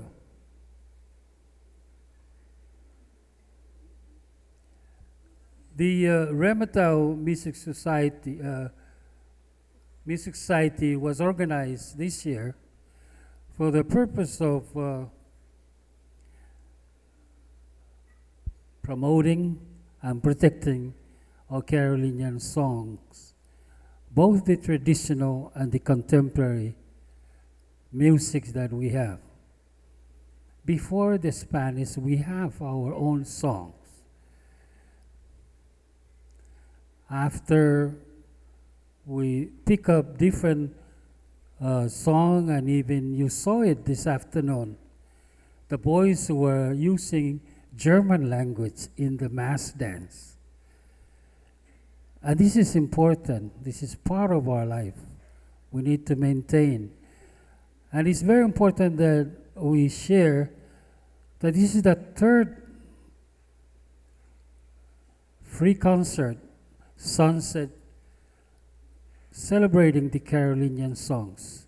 And we have it at the Carolinian Wood, the last Sunday of each month, and this is the third Sunday. We started in July, and now this past September, we had our third. And because of time to go into the detail of the nonprofit corporation, I'll just limit myself to the who can enter this nonprofit corporation. Anyone. It is, of course, the emphasis of Carolinian, but you can join. And if you're interested, we have forms. You just tell us, call us at 989-9464 if you're interested. We have different activities within the corporation that we could use you. Thank you very much.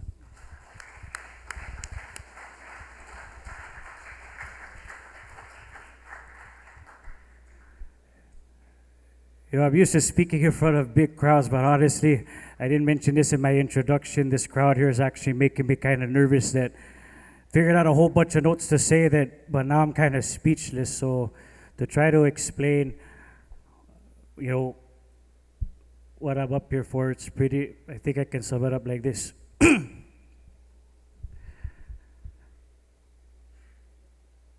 Ono mogi zonanya zuzo songana zabayu hono tristizu zan puti kurasonu hogu isad bashonu todo tempo sana zadondan gini lansun bubulaw bulasya manggagwini manggan karabaw mambunito na fruta.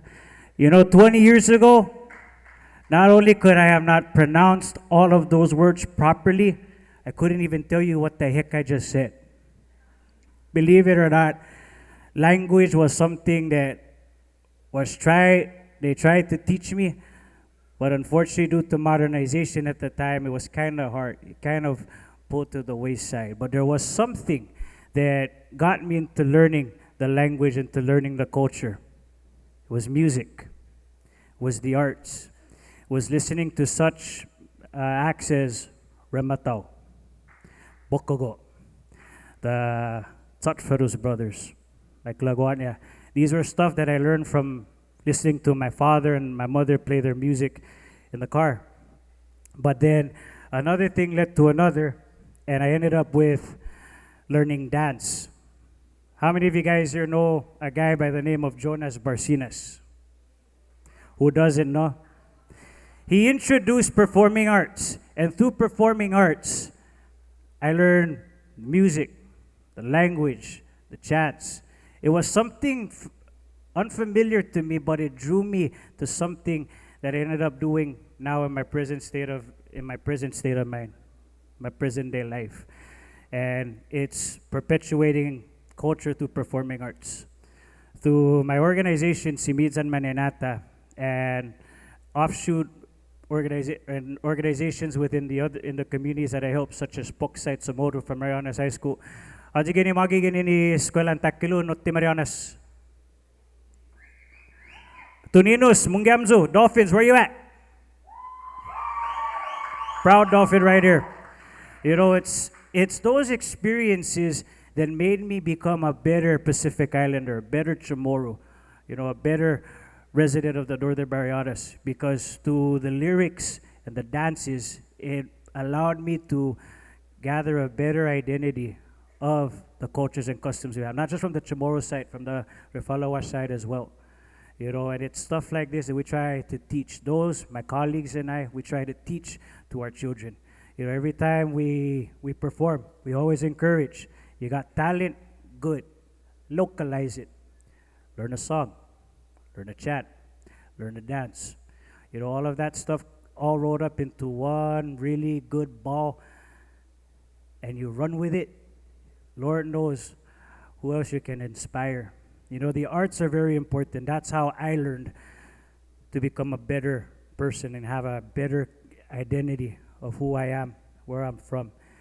You know, with this, you know, with these guys up here, remember these guys when they didn't have gray hair? Not gonna say how old they are now, but I remember them when they were still young and vibrant. And the same culture, the same musical identity, the same art identity that they tried to share to people that were my age when they were my age, you know, is something that is important. It's timeless, and that's something that we should definitely strengthen here in our community, both from the Chamorro side and the Refalawa side. There's a green card there that said Napara, so I'm gonna leave it at that, so thank you.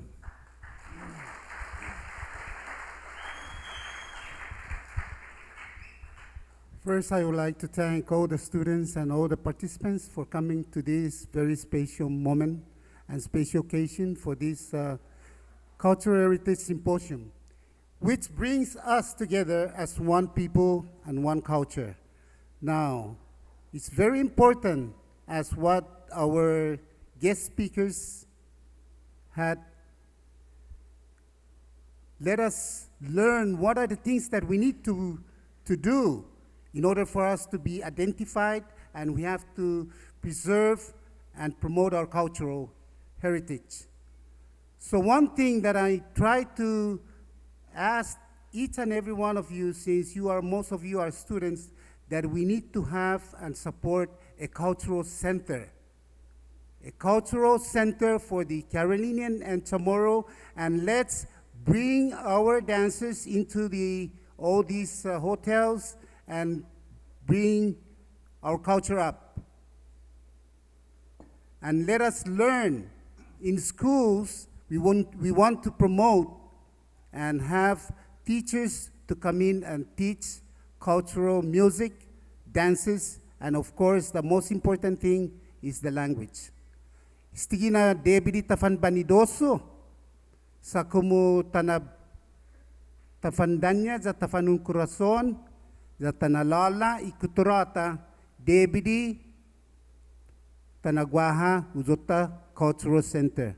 Desta sempre managwahan naus ti i legislatura sta ma kepasa para ma nagwaha, and let's support it. Otro ilingwahita loke debidi tana bonito Zata saputta afasya na mensahe para tanalala, zata nai tempo, I proman famanagwi I afa I kutarata jan lingwahi ni hita tautotano. So let us all share together. Dispensa sakulan excited to and over low. Just wanna thank you again for all the support, for bringing you, coming together in this very special occasion. And we're not going to stop it. We're still going to continue this until we make and we meet our goals and objective. Thank you.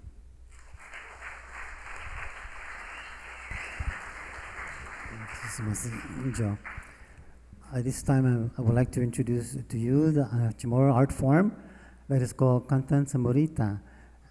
But let me explain a little bit about the word Samborita because it can mean three different things in Chamorro. Samborita can also refer to any Chamorro lady, Samborita, especially those who are not married. And then also any Chamorro song, but not those that are sung at church or religious songs. Any Chamorro song can also be referred to as a Samborita. And then there's another type of singing, a specific type of singing that is called Samborita, or also you've heard rap. Yes. Well, the ancient Chamorros have been rapping before rappers rap. Now, let me put it back this way. At the time when there wasn't any telephones, any radios, any TVs, what kind of entertainment? They were singing. And we have to also remember that in those times, people as a community were doing things in group. You have a yard that needs cleaning, a group will come and help to do the cleaning, and in those occasions they would sing the Cantan Samborita. One would start and another one would respond. Sometimes it would go into a competition. Or let's say if you're going to build a hut, in those days there were no tin roof corrugated, they were all thatched roofs. To build a hut, you cannot do it all by yourself because you need hundreds and hundreds of leaves. While one family will do that, collect the leaves, and then when they all put them together, they will gather, and then in those occasions they will sing.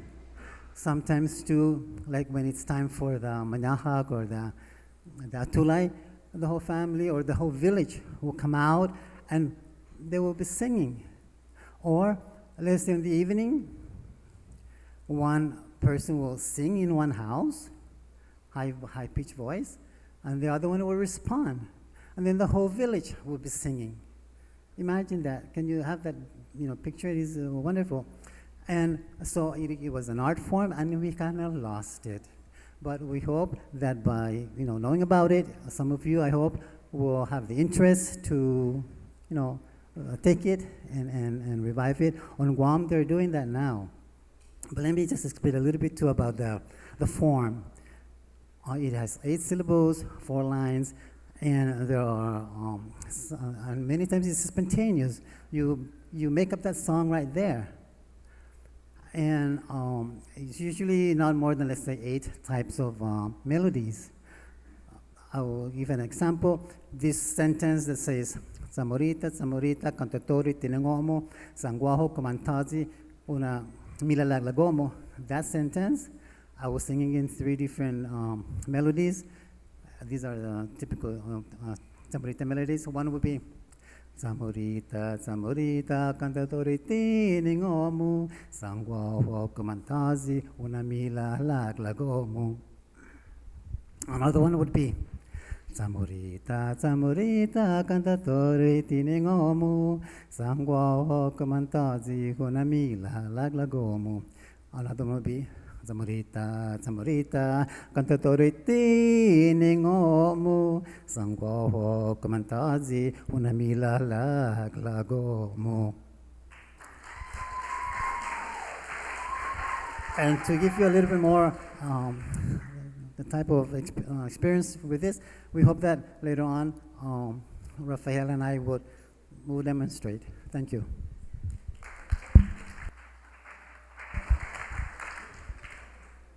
I just want to take this opportunity to kind of re-emphasize an earlier statement by a previous presenter who stated that the indigenous language is dying within a week or 2 weeks. Not too sure what she said. However, even in our traditional medicines, we are encountering situation where I'm not sure if it's from climate change or something more phenomenal extra beyond our understanding. For instance, we Sarawana, when we go out and get our medicines, we look at the sun also. And I have noticed that the sun has shifted away from where we mark that at these certain points or months in a year, the sun will be here at this site. But when we go out to get our medicine, the sun has shifted. In the same challenge also, Mr. Lim has brought up that we need to have a cultural center be put in place. I agree with that. However, when we have those cultural centers put in place, would those cultural centers be tailored in upkeeping our traditional practice, or would it be tailored to the hotel industry? I'm not against the tourism, but we need to balance this out. Because there are a lot of traditional dances that are being performed, and a lot of time they just perform just tailored to our visitors. And I have no problem with that. But what about the traditional practices that are to be put in place? Before you even perform dances, we need to seek our elders.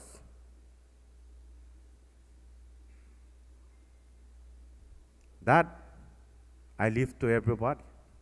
Thank you.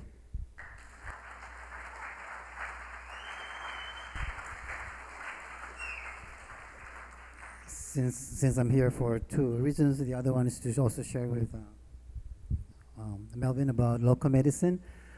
Joropo and I, through the Michelle Sofeme Kora Myself Value in Anonymous and Cultura Nativo, published a book. It's called Directory of Traditional Medicine. And in here, you will find healers. We went and interviewed as many as we can find, Chamorros and Carolinians, and they talked about their healing practice and shared the plants that they use or what they use. And at the back of this book are the plants that are medicinal. And this book should be in your libraries because we put them there, as well as the Kids Public Library. But just to share with you about native medicine, has almost no side effect, but the Western medicine always has side effect. Every pill you take affects your kidney. And the other thing that we would like to share with you in terms of looking at the native medicine healers, as Mr. Faisal, here's one, that when they received this gift, one of them, for me, what touched me when we, interviewing these people, that for some type of medicine that they make, they cannot apply that to themselves, which tells me that this kind of skill that they have is very different from the Western type of knowledge. It is not, selfish. In Western medicine, if I can prescribe to you something, I can also prescribe to me if I have the same illness. But this one, no. I'm not saying that in all native medicine, but in some native medicine, You cannot apply what you know to yourself, which means that this skill that you have is to give to others. It's to serve. And many of the healers that we have are in that condition, and in that situation. They are serving. That's their function. Cut to knowing that maybe there's some kind of medicine that Western medicine cannot heal, like if you are being made sick because you were disrespectful in the forest by the spirits. No matter how many times you will go to the hospital, they will not cure you, unless maybe you just need to go back to the forest and say, forgive me for what I did. And so, or to go to a healer to have that, to make them heal you. But I would like for you to really think, so that's the awareness that I would like for you to know, and that's to also, avail to that. Thank you.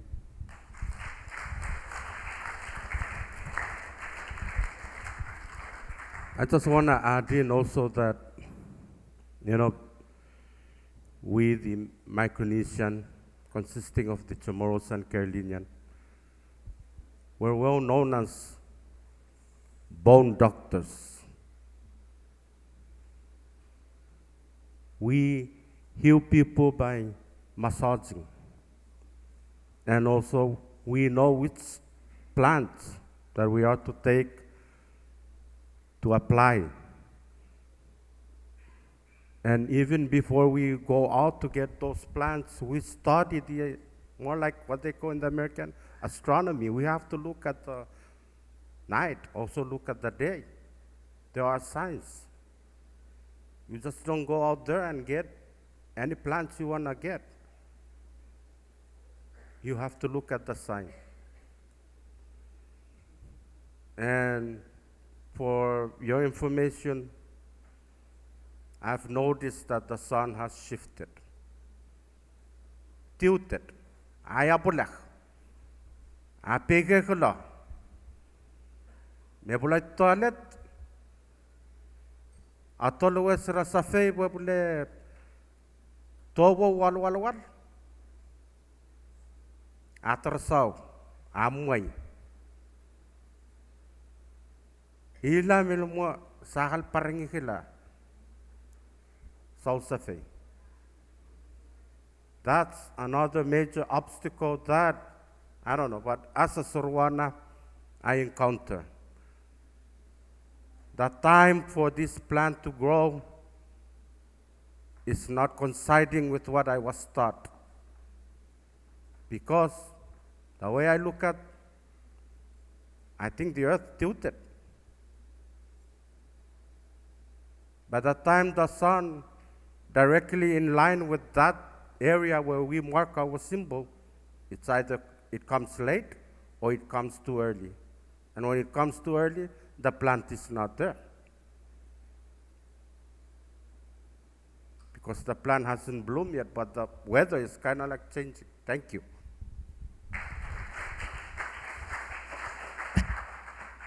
Thank you, Mel. Does anyone have any questions for music or local medicine? Please approach the microphone.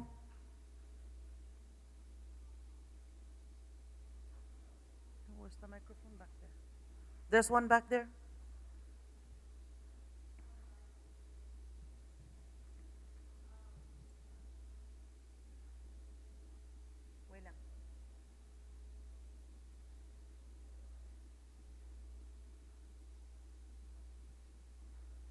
Okay, thank you for your question.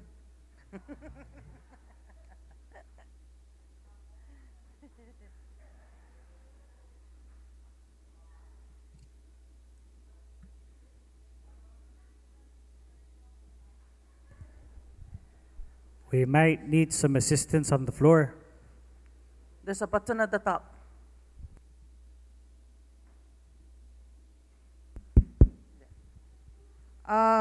It's just a concern I want to bring up. I don't know who we can air this concern to, but I just want to bring up how we can recognize our traditional, our local healers. There are sometimes, I used to be a timekeeper in the government when I was working in the government, and when some of our employees take leave because they are sick. They do not go to the hospital.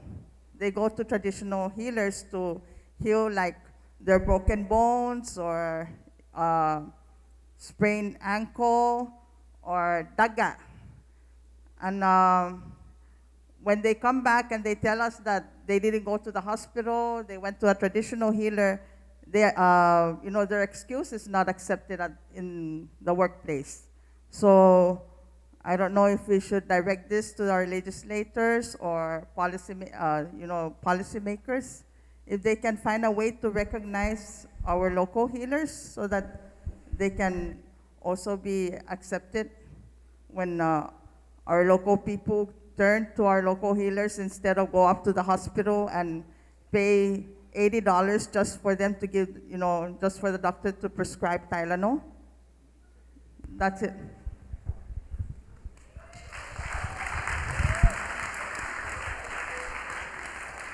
If I'm not mistaken, I believe it is in our Senamai Constitution, the recognition of our traditional healing practice. It's written in there, if I'm not mistaken. However, if that is the issue, I believe we should bring that up to the policymakers to look into it, to make it more stronger that it, so that our traditional practice of healing would be maintained throughout.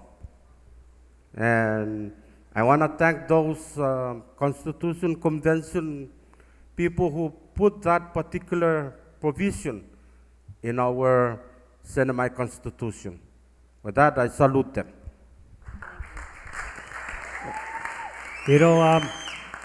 Mr. Faisal and Viv, also want to kind of touch on that too. I know that from the boundaries of traditional healing and fine arts, there's a total theme that comes about when you look at both of the genres that we're involved in culturally, and that's preservation. The more that days progress, the more that people that are experts in these fields, especially with traditional healing, they go away. Some of them pass away, and it's very paramount in this day and age where we got a whole bunch of manhobin here in this room. They want to learn more about tradition, traditional practices, which includes healing. Down in Guam, they have this thing called the mass